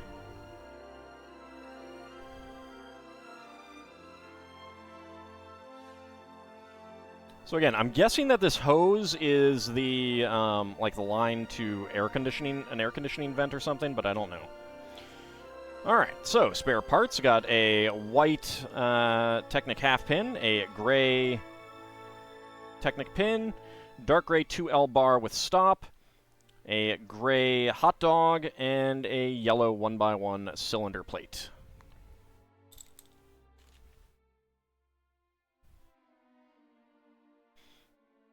All right, bag number 7. Could be the cabin air. So it goes from right here, and it's just a tube that goes and connects up right underneath the, right behind there. Obviously there's no, like, vent pieces, but I don't know what else it would be. What else you'd have a hose to the dashboard, especially on the passenger side.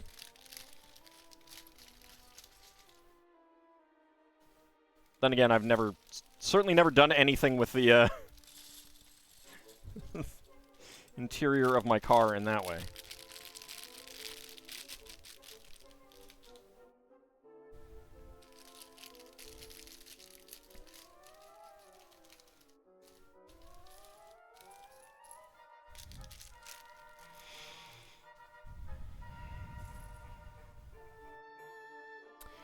Alright. 2x6 tiles there with silver stripes.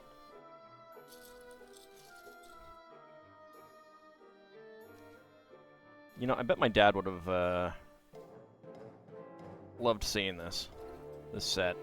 I don't know if he had one of these, but he did, back in that era, he did like some sporty cars.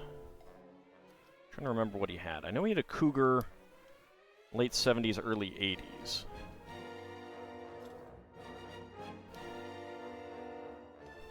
He got something in Europe when he got out of the Army. I don't know what it was.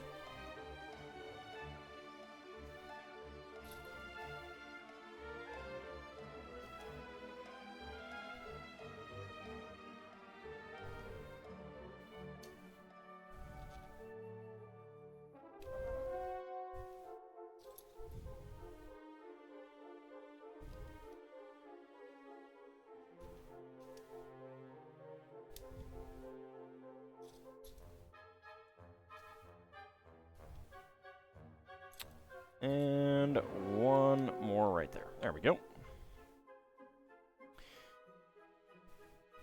All right, 2x2 cylinder tiles with with hollow centers with a silver disc print, and then we get clear saucers. Get those right on for the headlights. And we'll go ahead and get these on right there.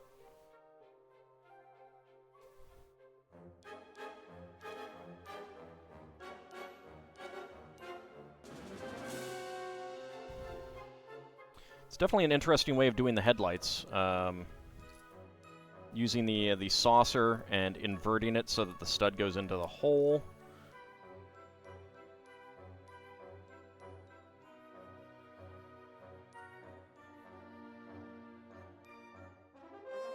So it's pretty neat.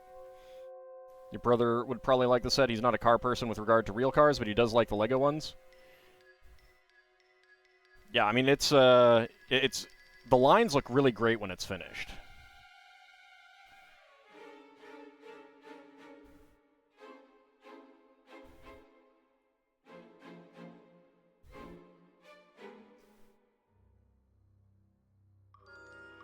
Alright, get you right in there.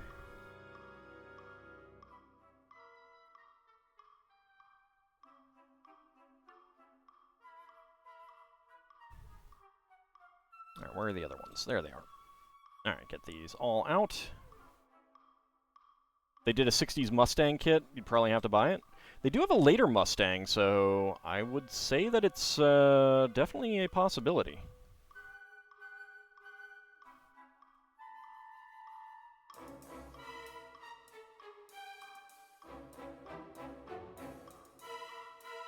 think it's a Mustang that the Shelby Cobra is based on.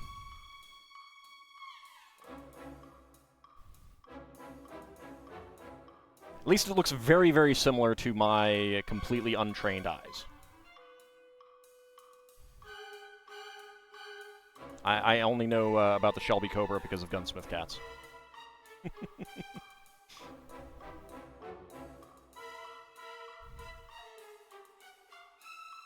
There we go, get that there, and we need 4 2x2.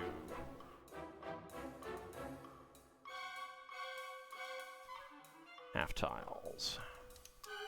There we go.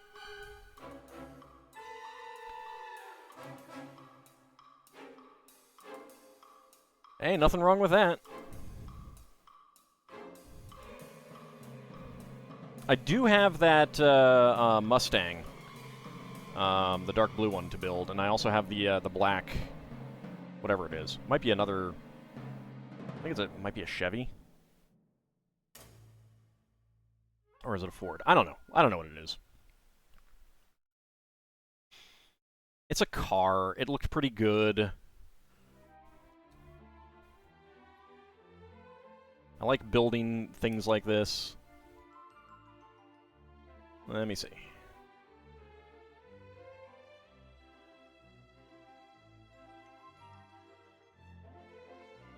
No, not a speed champion, so it's this scale.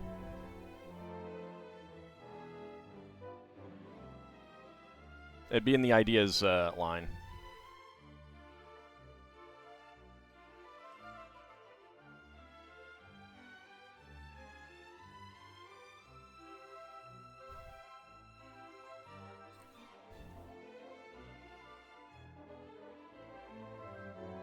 I also have the Land Rover and the not that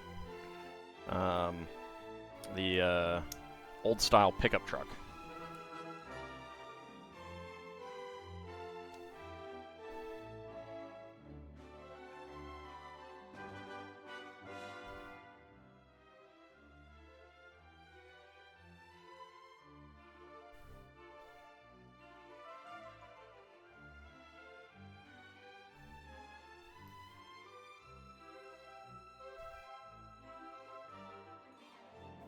Alright, get that on there, and then that right here.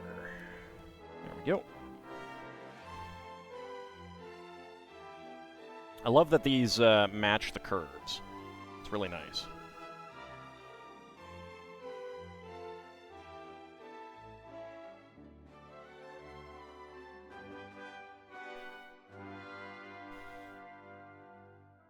Alright, and then we have one of these arches, which we just recently got in another set as well.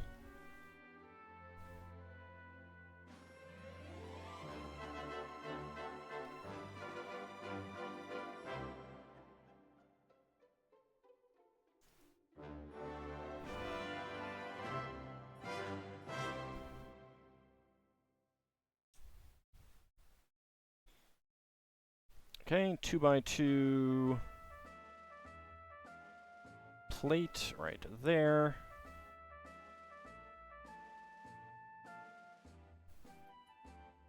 Two by four, a 1x4, and a gray. Wait a second.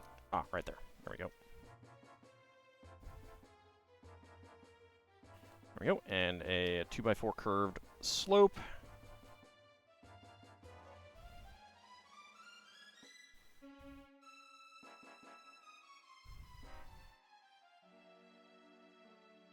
That right there, and you on there. The hinge. And then curved top pieces.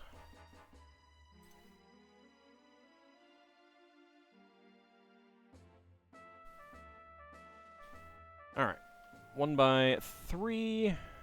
Let's turn this around and get a 1x6 tile in there.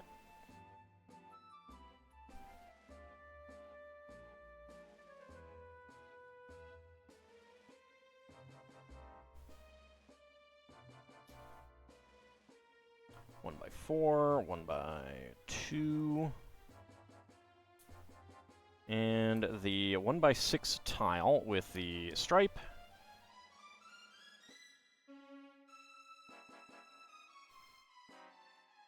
Wait, nope. That should go right there.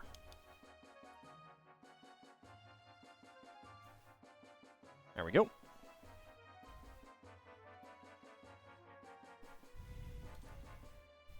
One by 6 plate, 1x2 plate, 1x4 double curved, and I don't know if this is supposed to be the to roll down the window or to get out.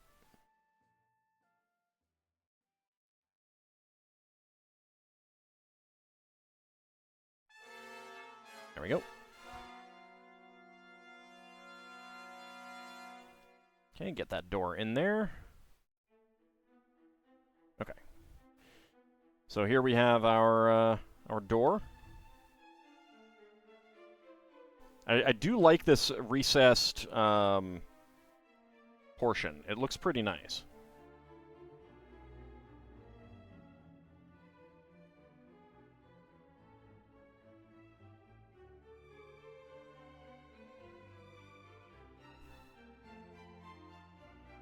They did a very good job with the body lines on this kit. Yeah. Yeah, honestly, like, LEGO's designers have been getting just better and better.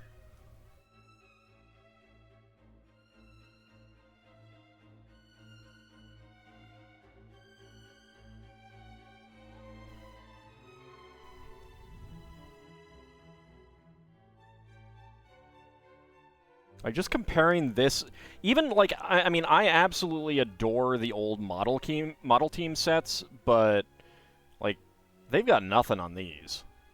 Absolutely nothing on these sets. These are so good in comparison. And they didn't really do cars that much with those.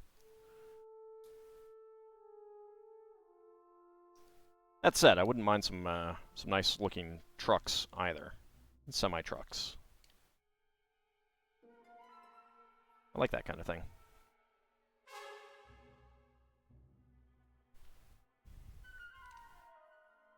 It's not that big.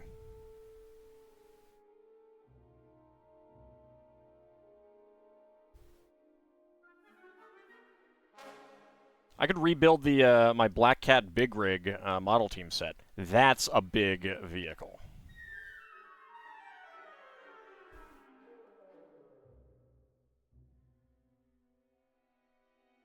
Might actually be about comparable to this. Is this Technic-Fig scale? No, this is bigger than Technic-Fig. It might be Scale-a-Fig appropriate. I know that the Land Rover is pretty good on a compared to Technic. I mean, not Technic, a Scale-a-Figure scale. Which is why I need some more Scale-a-Figures. Howdy, Shield of Hope. How's it going?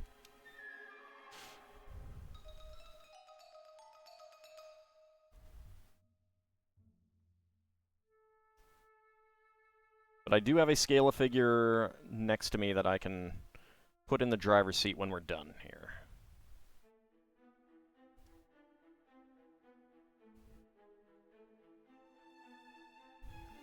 My worry is that there isn't enough legroom. Since there aren't really, like, these aren't designed to work with figs, they don't always actually give appropriate legroom.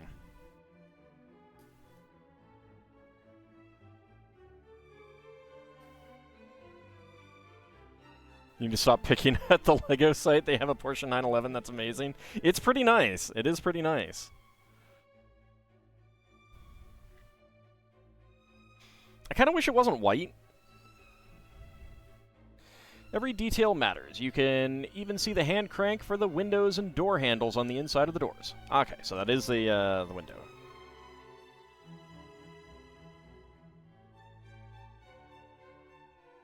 Not the giant nude baby? No. No.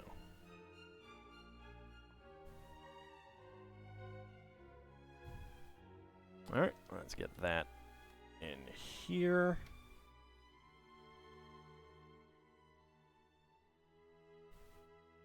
There we go. Alright, double stack of 1x2 tile plates. There and there.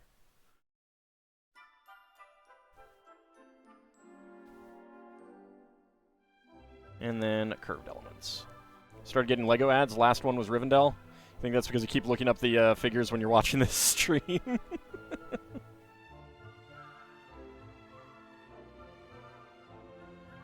Hold on a second. Did I miss... No, I did not. Alright. This goes right here. There we go.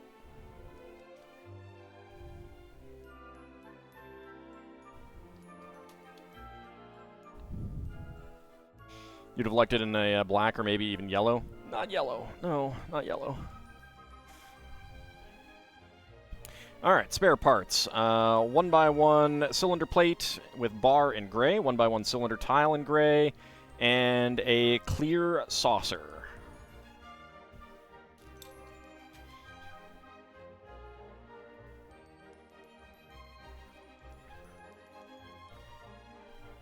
I don't know. Part of it is I like exotic colors as far as it goes Lego wise. I can get reds and yellows and blacks and whites fairly easily, parts wise.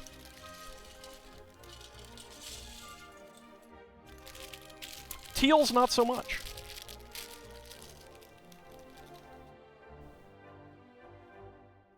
Always up for some green as well.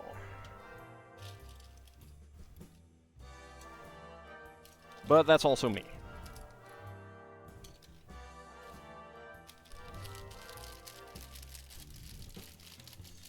Like, I don't have a particular, like, tie to real Lego colors, so... I mean, not, like, real car colors. So I'm mostly interested in, like, unusual ones. But I do get them wanting to do, like, classic colors, like the red for this one.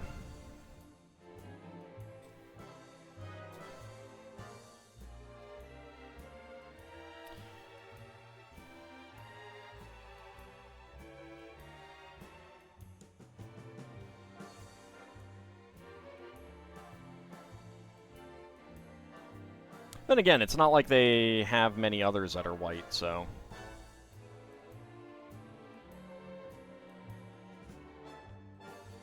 Like, as long as they're using different colors, so you don't have, like, two red cars available at the scale at the same time kind of thing, that's fine.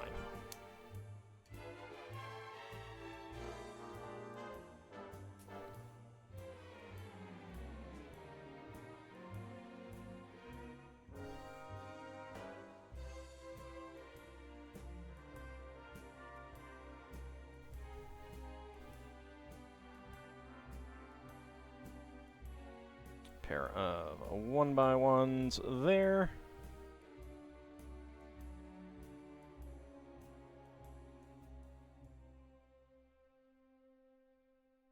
Oh, this is actually the seat. I didn't even realize that. I was like, what are we building here anyway?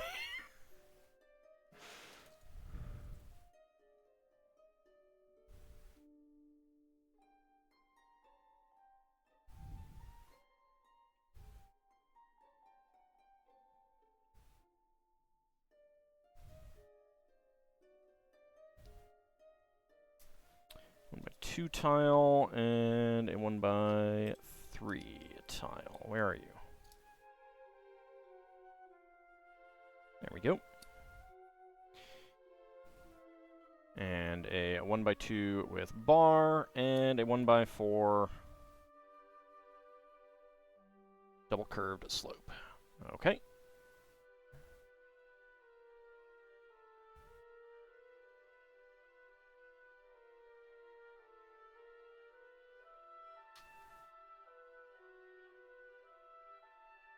There we go.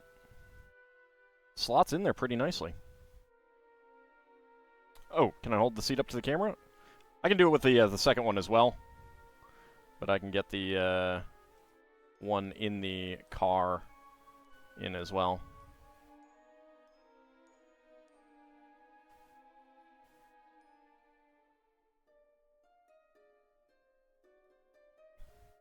Yeah, it's pretty great.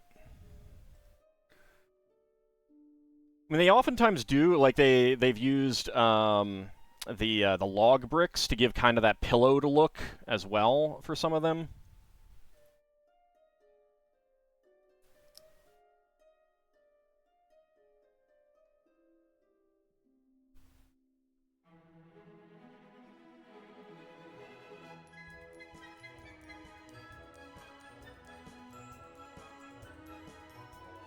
And that's pretty nice. I like those.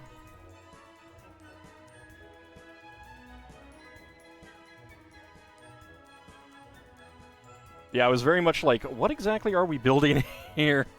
Until we got to the end. It's like all these working features invite play in this item. Well, so these are not actually considered play features. These are more like model details. And the reason is partly because these are aimed at adults who generally don't want actual play features. But it is not uncommon to have like details on. Am I? No, I'm doing this right. All right. Like the movable stick shifts or chair seats or something like that, adjustable seats in like model cars and stuff.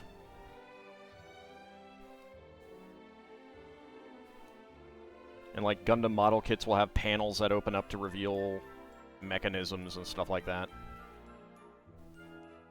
Alright, so here is the close-up of the individual seat again.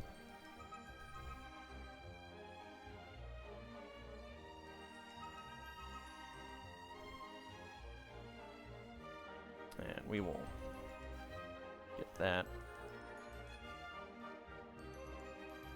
right there. And there we go.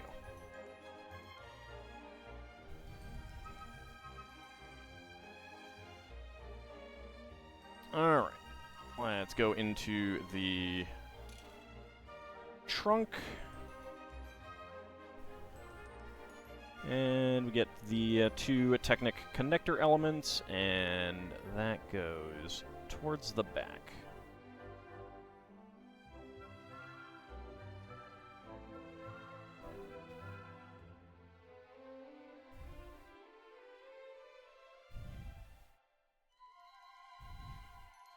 There we go.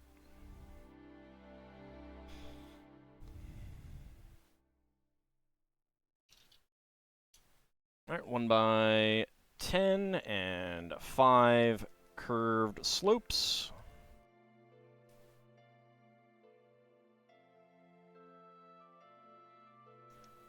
One by 6. And our Technic plates.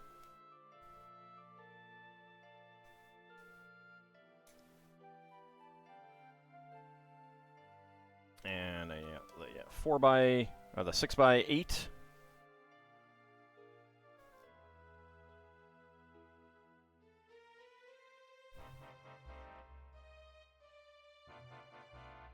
There we go. Okay. Friction pin and friction pin. Number 1 connectors and 3L axles.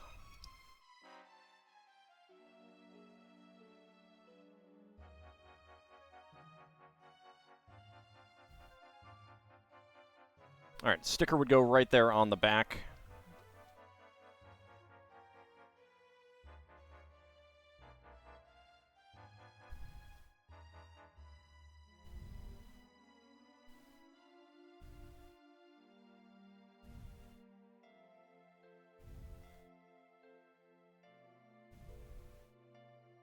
The trunk is large and family-friendly with room for alternative license plates. a showroom version, a California plate, CT 1961, or C1 1961, the model name and release year of the car, and a Michigan plate, home of General Motors, GM. Okay. Get that on there. That on there, and that on there, and that goes in here. There we go.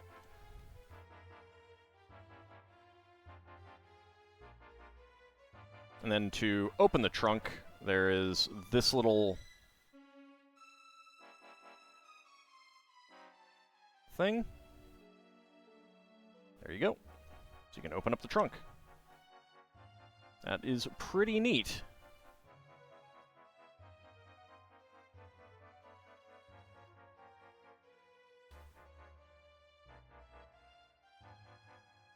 There we go. I like that. I like how that that opens up there.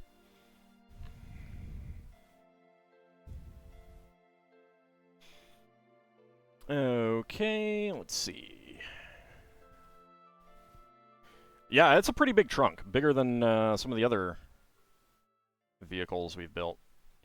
All right, 4x6. Yeah, this is gonna be the engine block.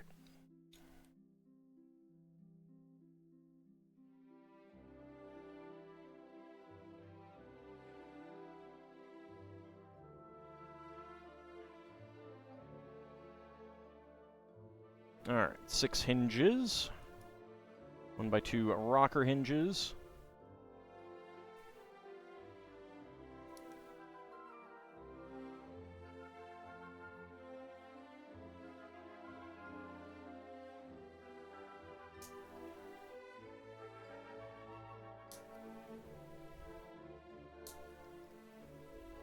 Snap these hinge tops in.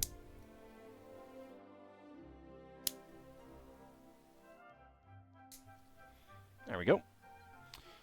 And we would put on the Corvette stickers here, if the camera would focus.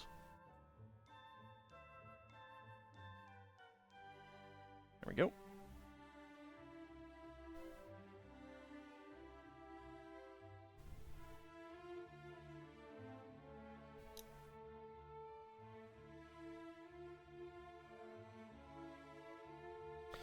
Alright, we got a 1x1 tile with top clip and 2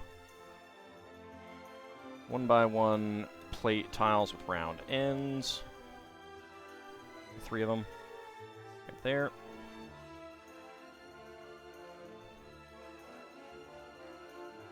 Two by two cylinder plate there, and hinge these down. And then get right there a 1x3 plate with some more of the 1x1 round end tiles.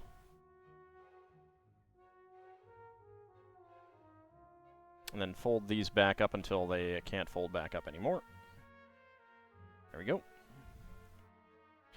Alright, 4x4 cylinder tile with brushed silver cylinder pieces and macaroni pieces on top.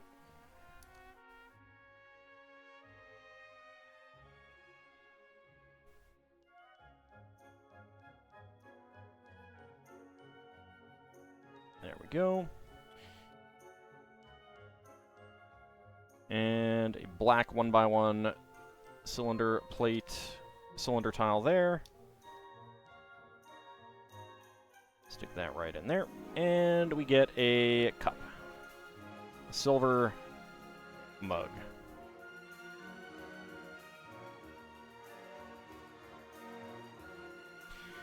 The engine bay has room for the air duct, a working radiator fan, an oil filter, an engine cover for the V8 General Motors engine, and Corvette logos on the sides. And that goes right in there. Like 8 minifigs. Could definitely fit a lot of minifigs in there. So, you know, if you want to go bury them upstate. I mean...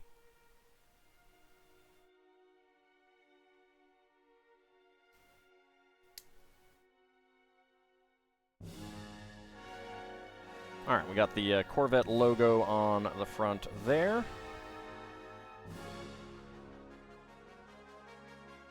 Flip it over. I'm going to go down, top down.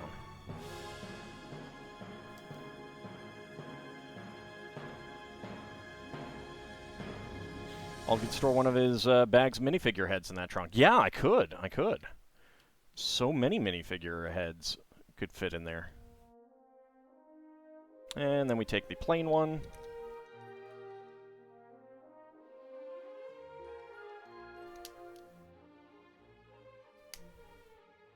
There we go.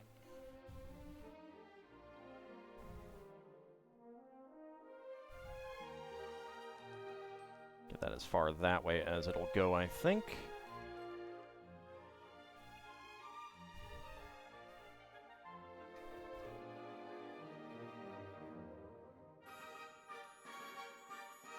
There we go.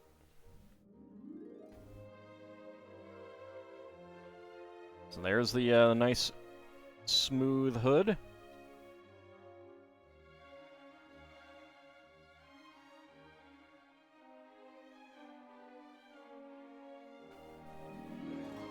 That is pretty cool. Howdy, Tozzerin. Glory to Big Pickle. No, that's not appropriate. Hope you're having a good evening. All right, a black friction pin, Technic friction pin there. A gray 1x1 round end tile. Gray angle connector with stud. A red 1x1 cylinder plate with hollow stud, and a black 1x1 tile. You are exhausted? Well, I hope you can rest. Watching some Lego building hopefully can help as well. Alright, like the original, the hood opens from the back, so it doesn't fly open at high speeds. And if it doesn't lock down, that seems like a problem.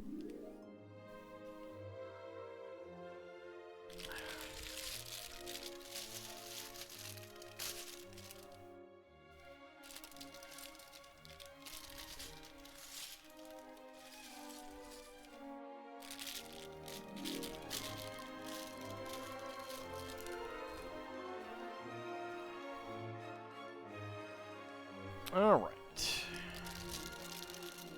Let's get these open.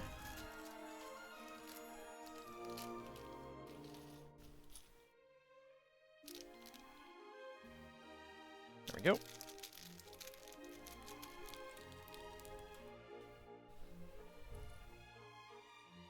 Alright, so flip it over. And a white half pin. And that is going right there. And then another one on the other side.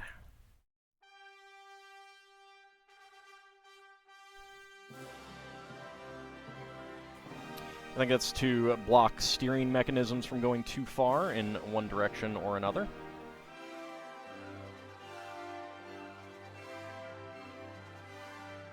Yeah, that's what it looks like. All right. Move some large pieces over there.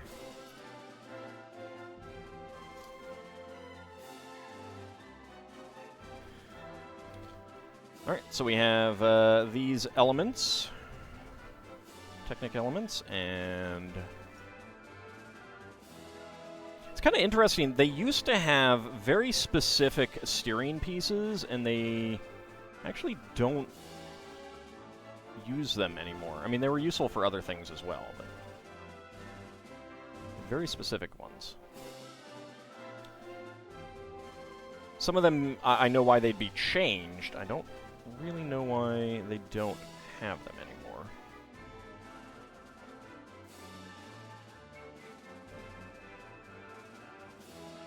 There it is.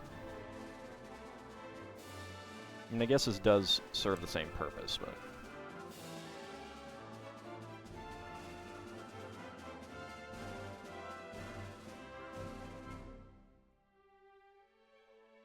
get in there?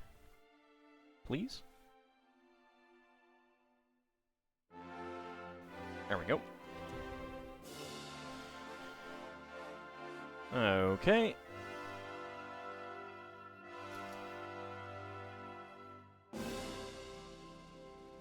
Next up, a double axle with pin. Get that through there. Get a red ball joint with friction. I don't think I've ever seen them in red before. That is definitely interesting.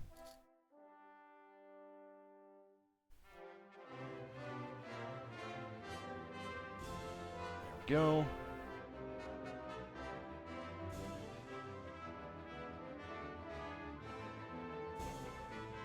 That in there, and another red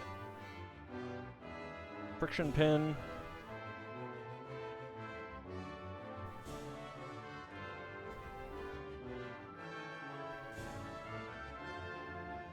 Okay, pair of 1x2 Technic bricks with 2 holes and a gear rack. Wonder how the size of this compares to something like the size of the car with the downtown diner set. You could probably fit that downtown diner set. If you took out these half arches, you could probably fit it in there, maybe open the doors a little bit. It's about that big. Facing that way forward.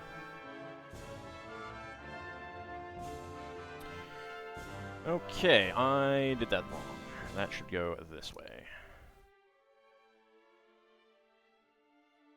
That is very interesting.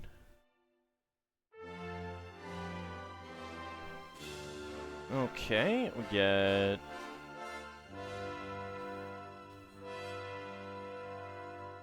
Lock this in with a rail piece. Get a 2x8 there. And another 1x8 rail piece here.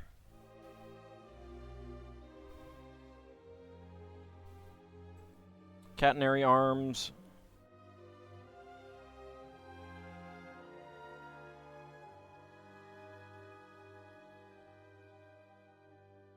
Connect that up. So I find it very interesting them doing it this way. Like this is a very elaborate and interesting mechanism to get the steering. It's basically the same structure as the old 80s Technic steering. What I find interesting is that the 80s steering would have been 1, 2, 3, 4, 5, 6 pieces. And this is a lot more than 6. Assuming that they have ones long enough, which they may not have had. I don't know.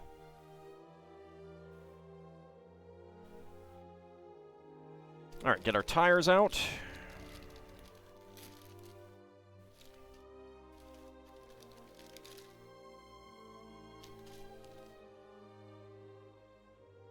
Get our hubs.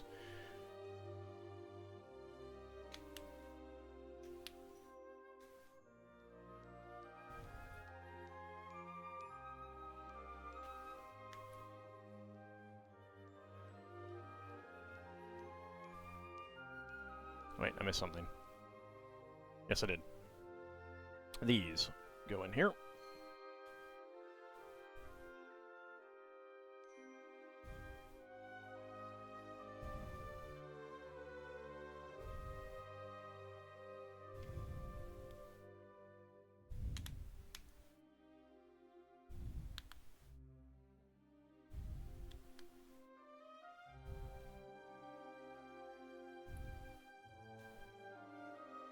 That there. So Lego is the does produce more tires than any other company on Earth. Obviously, there's a lot more rubber that goes into like Firestone tires. And I don't even know if the rubber is the same kind of rubber and everything, but It is an interesting fact about LEGO. Alright, and then we have our decorated discs for the hubs, the hubcaps.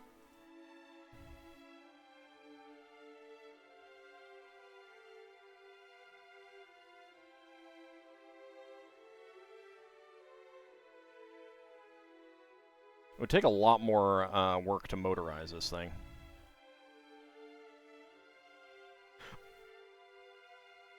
Still look cool with their detailed treads. Oh, yeah. Yeah.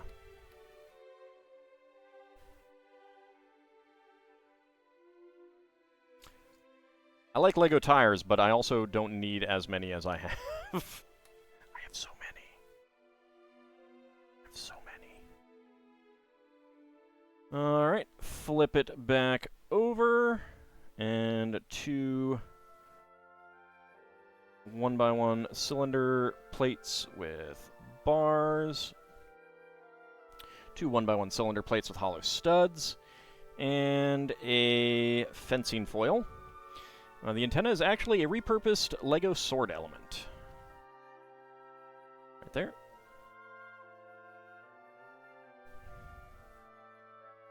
Okay. 1x2 half cylinder. And then we get the rear view mirror.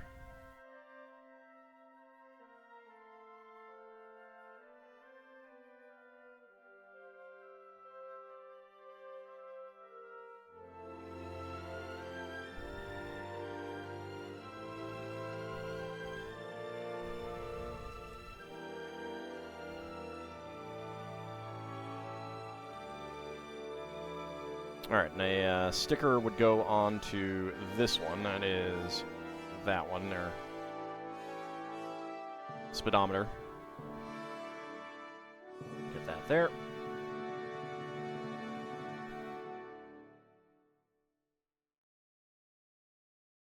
Alright, side view mirrors.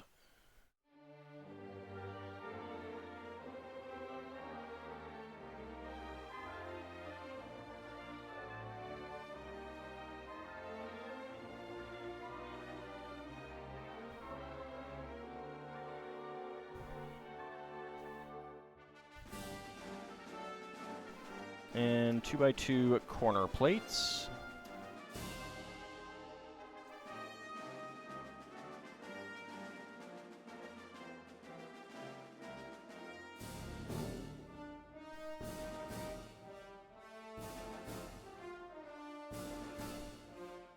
Alright. Then some macaroni tiles. There, 1x1 plates. Of course, with the tires on now, it is a little like it moves a little bit. It's a little wobbly, which is like makes it a little bit more. I don't know that nerve-wracking is quite the right word, but it's something like that to put some of the parts on. And then we have our steering wheel. The steering wheel seems large. Oh yeah, there is no space for Scale-A-Figure legs there. And the logo would go on the front there. A new custom windshield was designed specifically for the set. We're using 2, one in the front and the other attached to the roof, which you can add on a rainy day. So it comes in this nice paper bag, which is pretty cool. You know, just like you were opening up a packet of macaroni and cheese powder.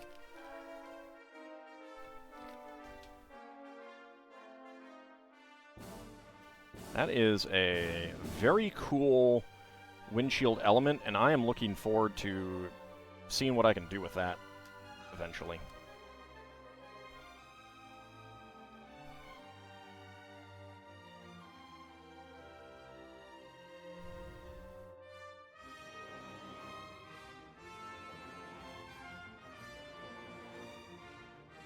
There we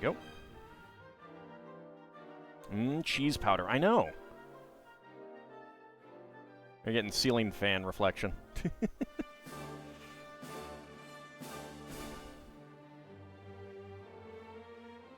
that is a very, very cool windshield piece.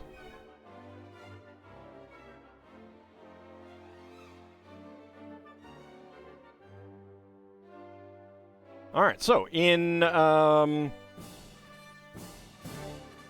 basically in, the, like, words, come on words, convertible mode, it's basically done now.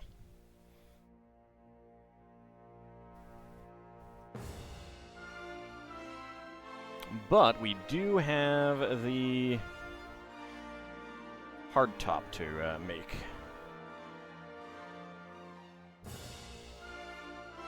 So let's go ahead and do that.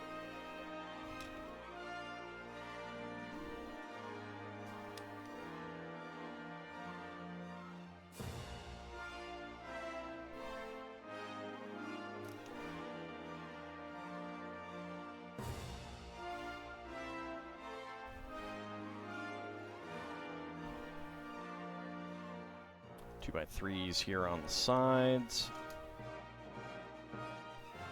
And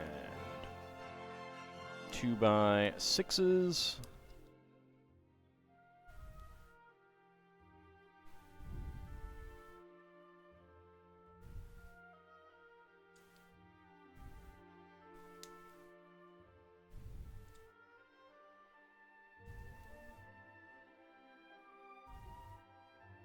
There it is. Okay, and then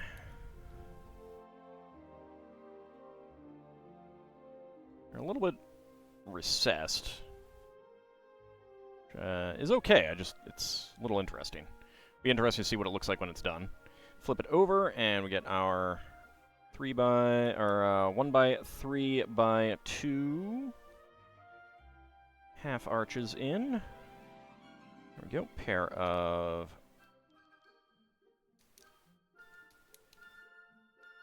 2x2s on there.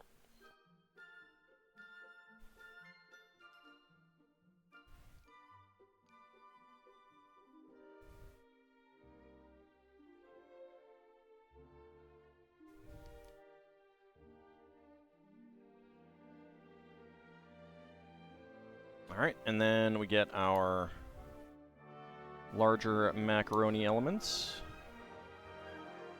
And our second cheese powder package of windshield.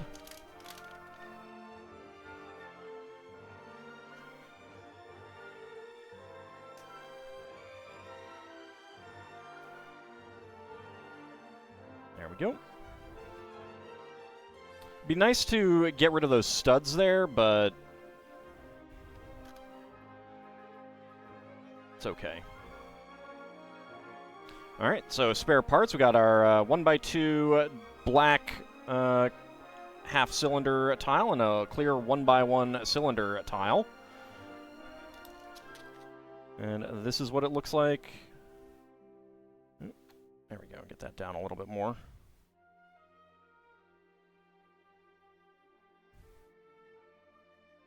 With the hardtop on. Yep.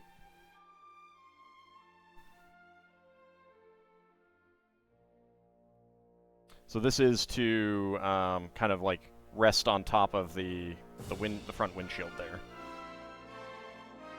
I don't know if there's a good way of getting rid of these studs there other than putting tiles there. But that is something that I would like. But, I mean, all things considered, like, from a distance, especially in convertible mode, like, you've got 1, 2, 3, 4, 5, 6, 7 exposed studs. That is not a whole lot of exposed studs. And then even with this on top, like, it's not that many more.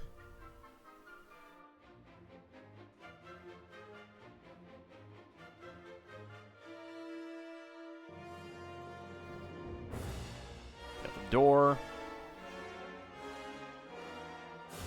Interior. If the camera would focus. Let's get the hard top off. Maybe that'll help.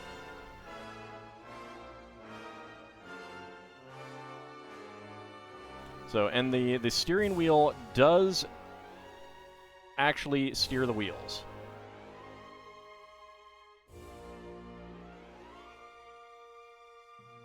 Which is pretty cool. The windshield and back window fit really well. Yeah. Yeah, they're pretty nice.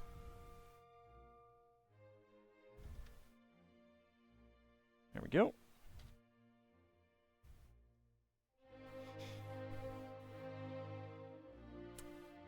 Oh, really? Is the steering wheel on one of these really big? Where's my Scala lady?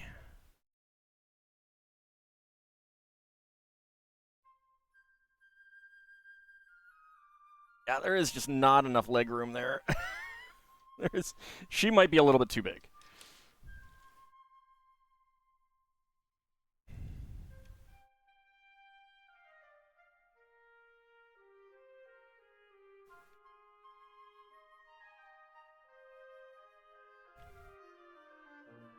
Howdy, young Hummerond. How's it going? If I could get the steering wheel up, that might help.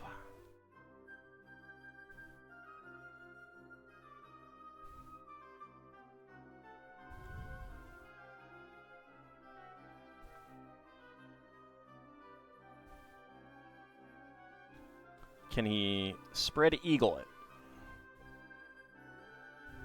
Kind of. Door doesn't close.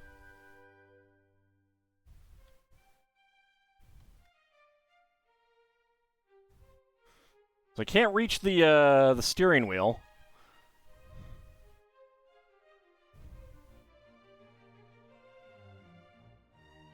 Definitely be able to fit better in the passenger seat.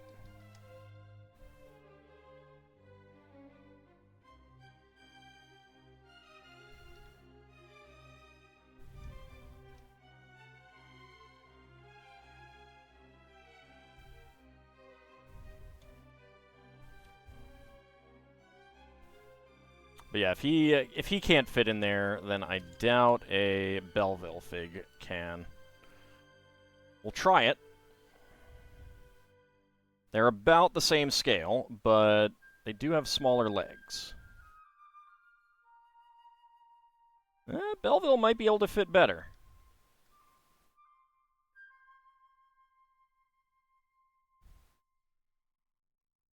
Yeah, Belleville fits better. All right. Okay. At least with her hair.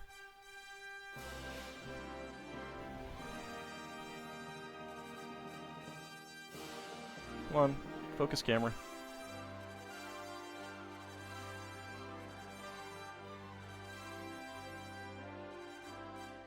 Definitely looks better with the Belleville figure. I think that this is a bit more Belleville scale than Scala scale.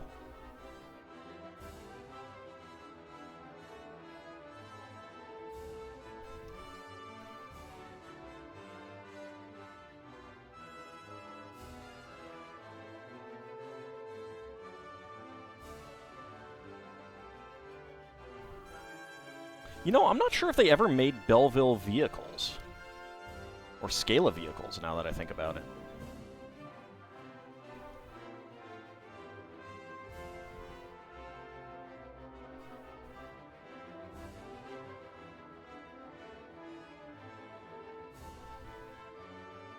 She can't actually reach the stick shift.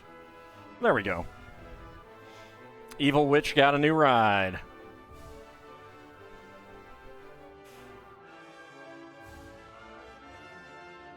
Yep, that is definitely more Belleville scale. Do I have another Belleville figure out here? I am not sure that I do.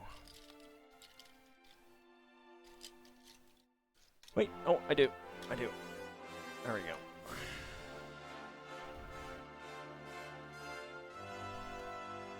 Little child.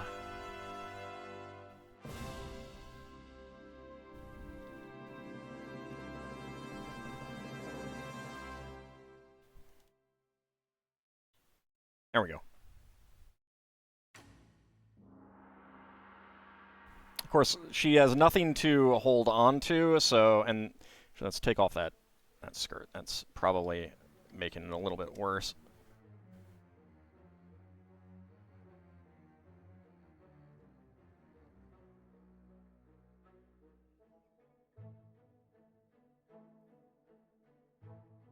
There we go.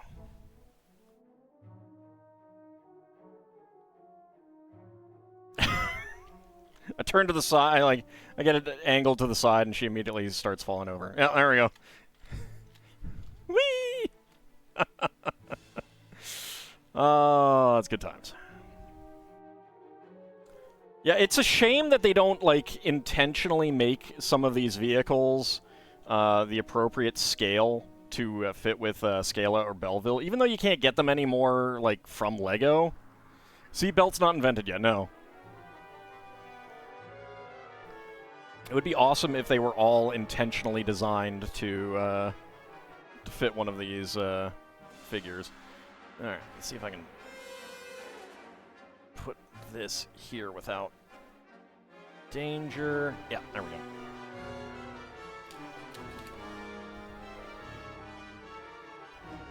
So we still have some minifigs to do.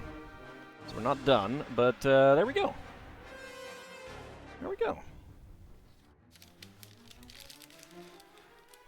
I am reminded of one of my favorite Riff Tracks shorts, which is Seatbelts, the life-saving the life-saving habit, I think it is, where it's just like this 20-minute public service announcement for why you should wear seatbelts, and it's great. I mean, it's terrible, but the riffing is great.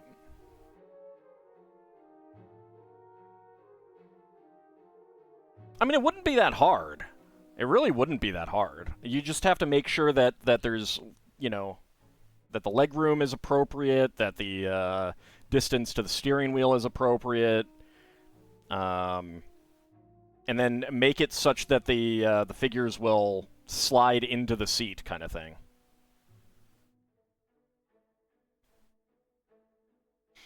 All right, but it is time for us to do minifigs. All right, where's my stuff? There's my stuff. We are going to be starting with this one.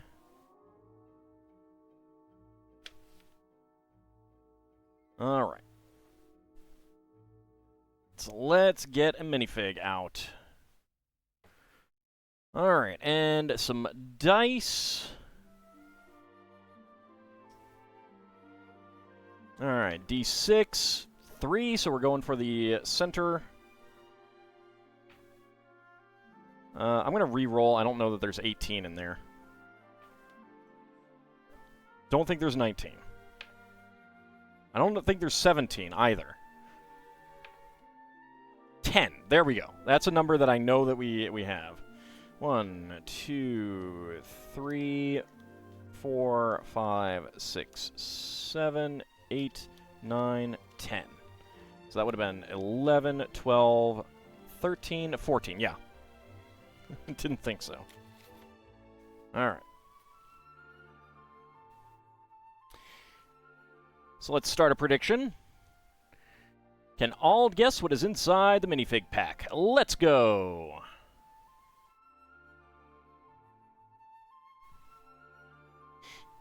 Can I guess what is inside the minifig pack? Let's see what my die says. 9. So 9 would be the rock climber. Perfect. Perfect. Rock climbing, Joel. What season we are on? This is Series 11.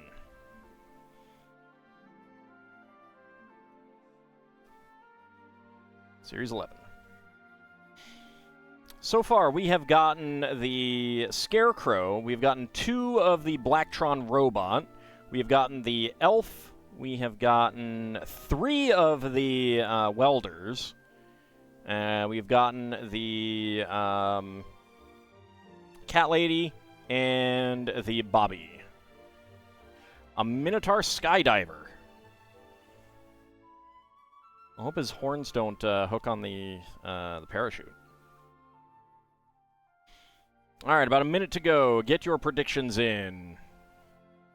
Can I guess what is inside the minifig pack? Go ahead and get my timer up and ready.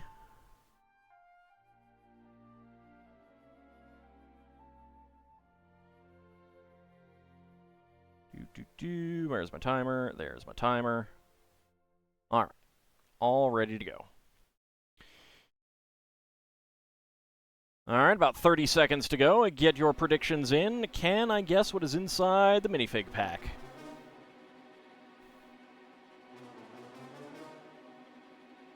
The chute has parahorn holes for them. That might make it problematic. I don't know. Alright, just a few seconds remaining. Alright, predictions are closed. Let's go ahead and get my timer and go. Alright, let's see. What do we got? What do we got?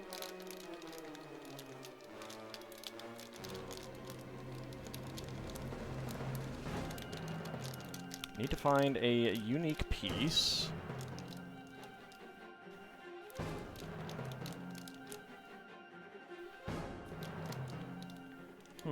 That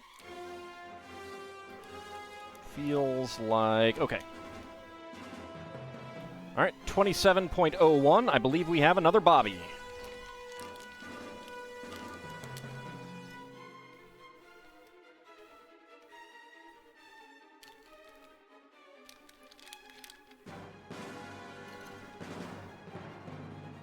Indeed we do. Alright, that is another Bobby. So let's choose the outcome. Choose the Alds. Choose 20 to 50 seconds. Complete that prediction. And...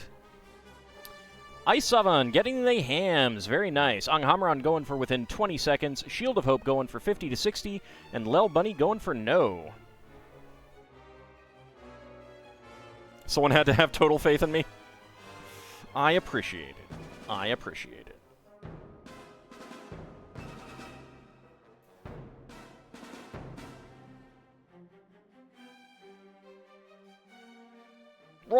Right, what's going on here? What's going on here? Stop this silliness. Come on, camera focus. Camera. Camera. You wanna focus?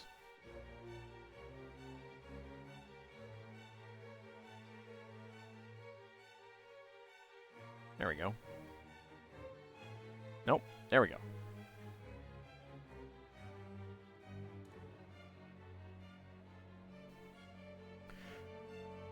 Right, stop the car. What's going on here? Ah! Yeah, there we go. It won't really ride over him with those wheels normally. Alright. I think it was a sleeping Bobby. Okay, so that one is done. We got another Bobby. Alright, next up we have Series 18. With all of the costumes. Alright. D3 to see which column we're getting. That is 3, so that's going into the middle again. And that's a 10 again. 1, 2, 3, 4, 5, 6, 7, 8, 9, and 10.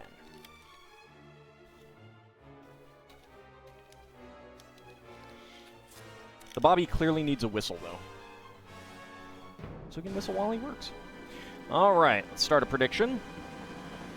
Can all guess what is inside the minifig pack? Let's go. Get your predictions in. Can I guess what is inside the minifig pack? Let's roll a d20 to see what that says. Oh, 18, I gotta re-roll. 13. So that would be the race car guy. All right, so far we have gotten the elephant costume, the red brick guy costume, the rocket costume, the spider costume, the flower costume, and the unicorn costume.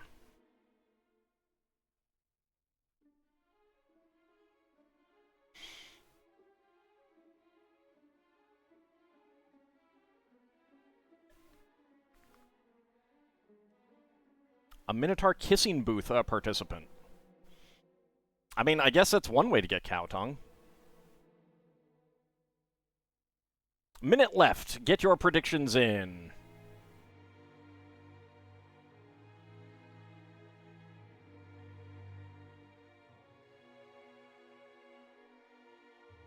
I just want you guys to soak in that image. Soak it in.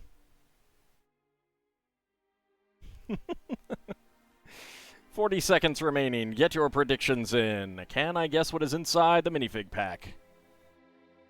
Let's go ahead and reset my timer.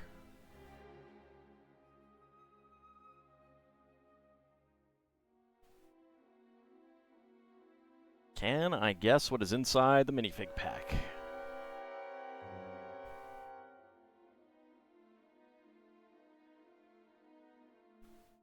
Oh, you know that was good. You know that was good, Anghamron. Just soak in it. All right, predictions are closed. So let me reposition myself in my seat and go. All right, what do we got? What do we got? Okay, we got a brick costume. Can I feel the hair?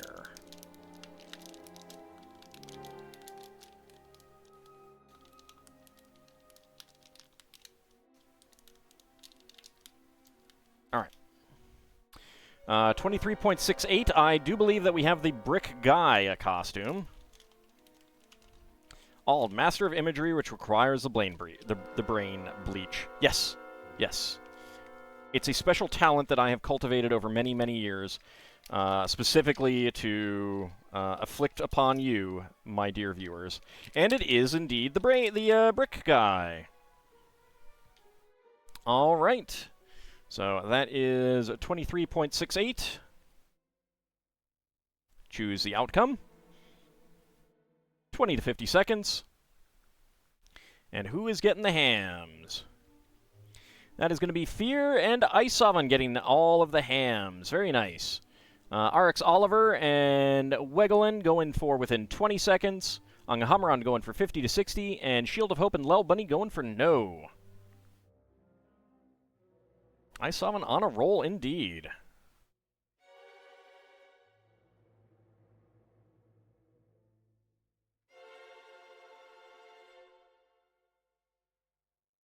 Let's see, yeah, there's only one face to that one.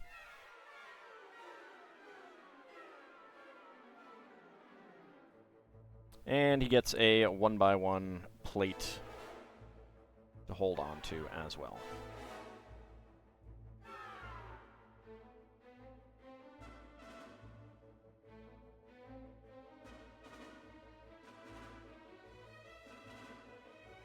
I swear it used to be easier to get... There we go. Look at this happy brick costume guy. He's giving you a plate.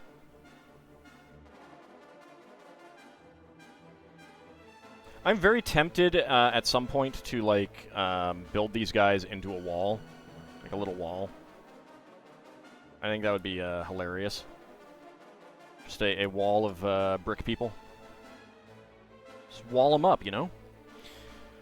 All right, and our final minifig for the evening. Let's go ahead and get out our Series 26. Get our scale. Get a D10. All right, so 1, 2, 3, 4, 5, 6. Okay, so that's 5. So, starting over on the far side, 1, 2, actually that's 8. That's fine, I got a d10. Let's roll a d10. Of course, it's a 9. 7. 2, 3, 4, 5, 6, 7. Yep. There we go.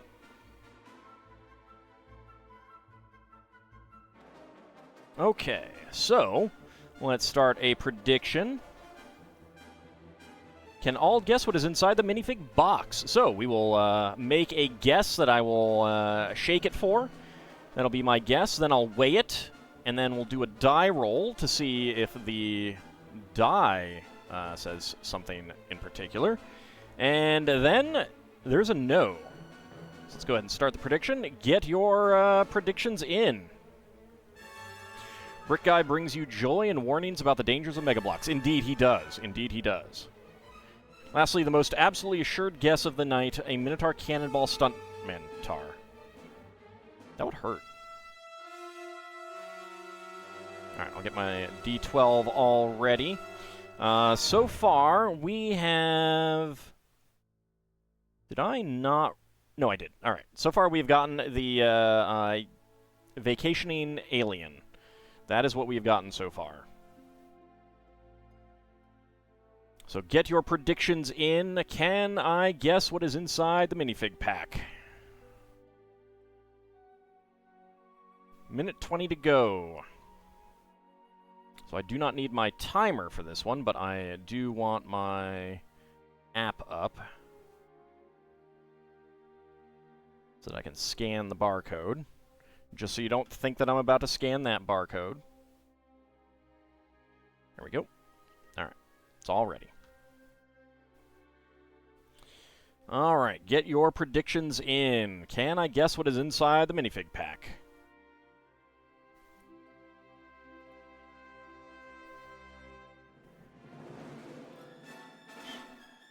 What will it be? We've got the astronaut, we've got the masquerading alien, vacationing alien again we could get, the retro space woman, the M-Tron power lifter, the space nurse, the UFO costume guy, the ice planet lady, the robo butler, the alien Zord or something like that, Bug Zord, I don't remember what that one's called, the Orion guy, and of course the mutating Blacktron guy. Get your predictions in, and predictions are now closed. Alright, so let's start by shaking it and seeing if I can guess what it is.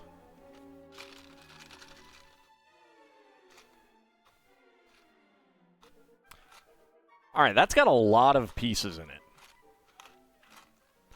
There are a lot of pieces in that. I'm going to go with the astronaut, the NASA astronaut. Before I weigh it, I'm going to roll. So D12, 10. So that's saying the insect, the alien insect guy. So let's go ahead and weigh it. 19.59. That is probably not going to be the NASA astronaut. That is probably going to... Okay, that could... 5'9". Alright, I'm going to say it's probably the ice planet lady, then. The M-Tron is close, but she is the one that weighs the most. Alright. So, my guess was that. Scale says that. The die says that guy. So let's see what it is.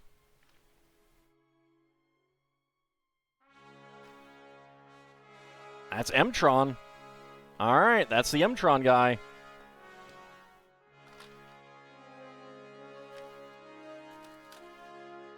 Is that correct? That is correct.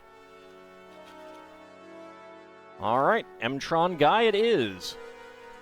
So that's a no. Alright, everything was incorrect. Let's complete that prediction. And let's see who's getting the hams. Fear and Wegelin getting the hams. Very nice. Lel Bunny going for yes with die roll for 10 points. Isavan and Ang Hamaran going for yes with wait. And Kinshir and Shield of Hope going for yes with guess. What app is that for the scanner? That is OMG Bricks. It's really, really good. OMG Bricks. It is on both iPhone and both the Apple Store and the Android Store. Highly recommend it. And it's great because it'll scan multiple boxes at once. So good. Alright, so we have one of these backpack elements. And let's see. We also have a 1x2 plate with danger stripes.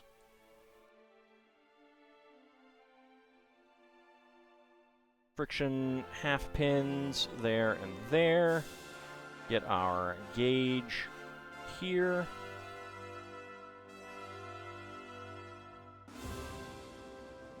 So he's got two faces. One green decorated, so when he's in the with the helmet on, it'll look like he's got a visor. Which I wish they had just given him a visor, honestly, because this helmet can take a visor.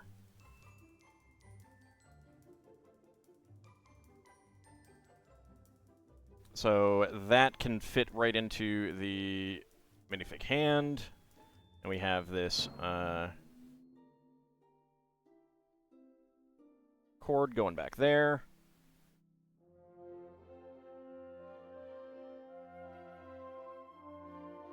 And there we go. Great figure to go with M-Tron. He's got slightly more decorative M-Tron torso. He's got what looks like power lifter like boots on. So very, very cool. That is a really good figure. And we got spares, a 1x1 cylinder tile with gauge printing, and a red 1x1 half pin. Alright, so those are the minifigs for tonight. Very exciting. But that is going to be where we wrap it up. We will be back on Friday for some more of the Viking Village, probably wrapping that one up, I do believe. In the meantime, go ahead and get our camera back up on the Corvette. This was definitely a fun build. It's really nice. It's really, really nice. Highly recommended if you like this style of Lego set. But that is going to be it for tonight. I want to thank you guys for coming on out. We'll be back Friday morning for more Sword of Mana. We'll be back Friday night for more Lego building. Like I said, finishing up the Viking Village. We'll be back on Saturday for some more Spelljammer. And we'll be back on Monday for more Like a Dragon Infinite Wealth. And then we'll come back next Wednesday to build something else. If we do finish the Viking Village, next Wednesday's build will be thematic with what I build on Friday. So, just FYI. Something to look forward to. I hope you guys enjoyed it, and I shall see you guys next time. Have a good night, everyone.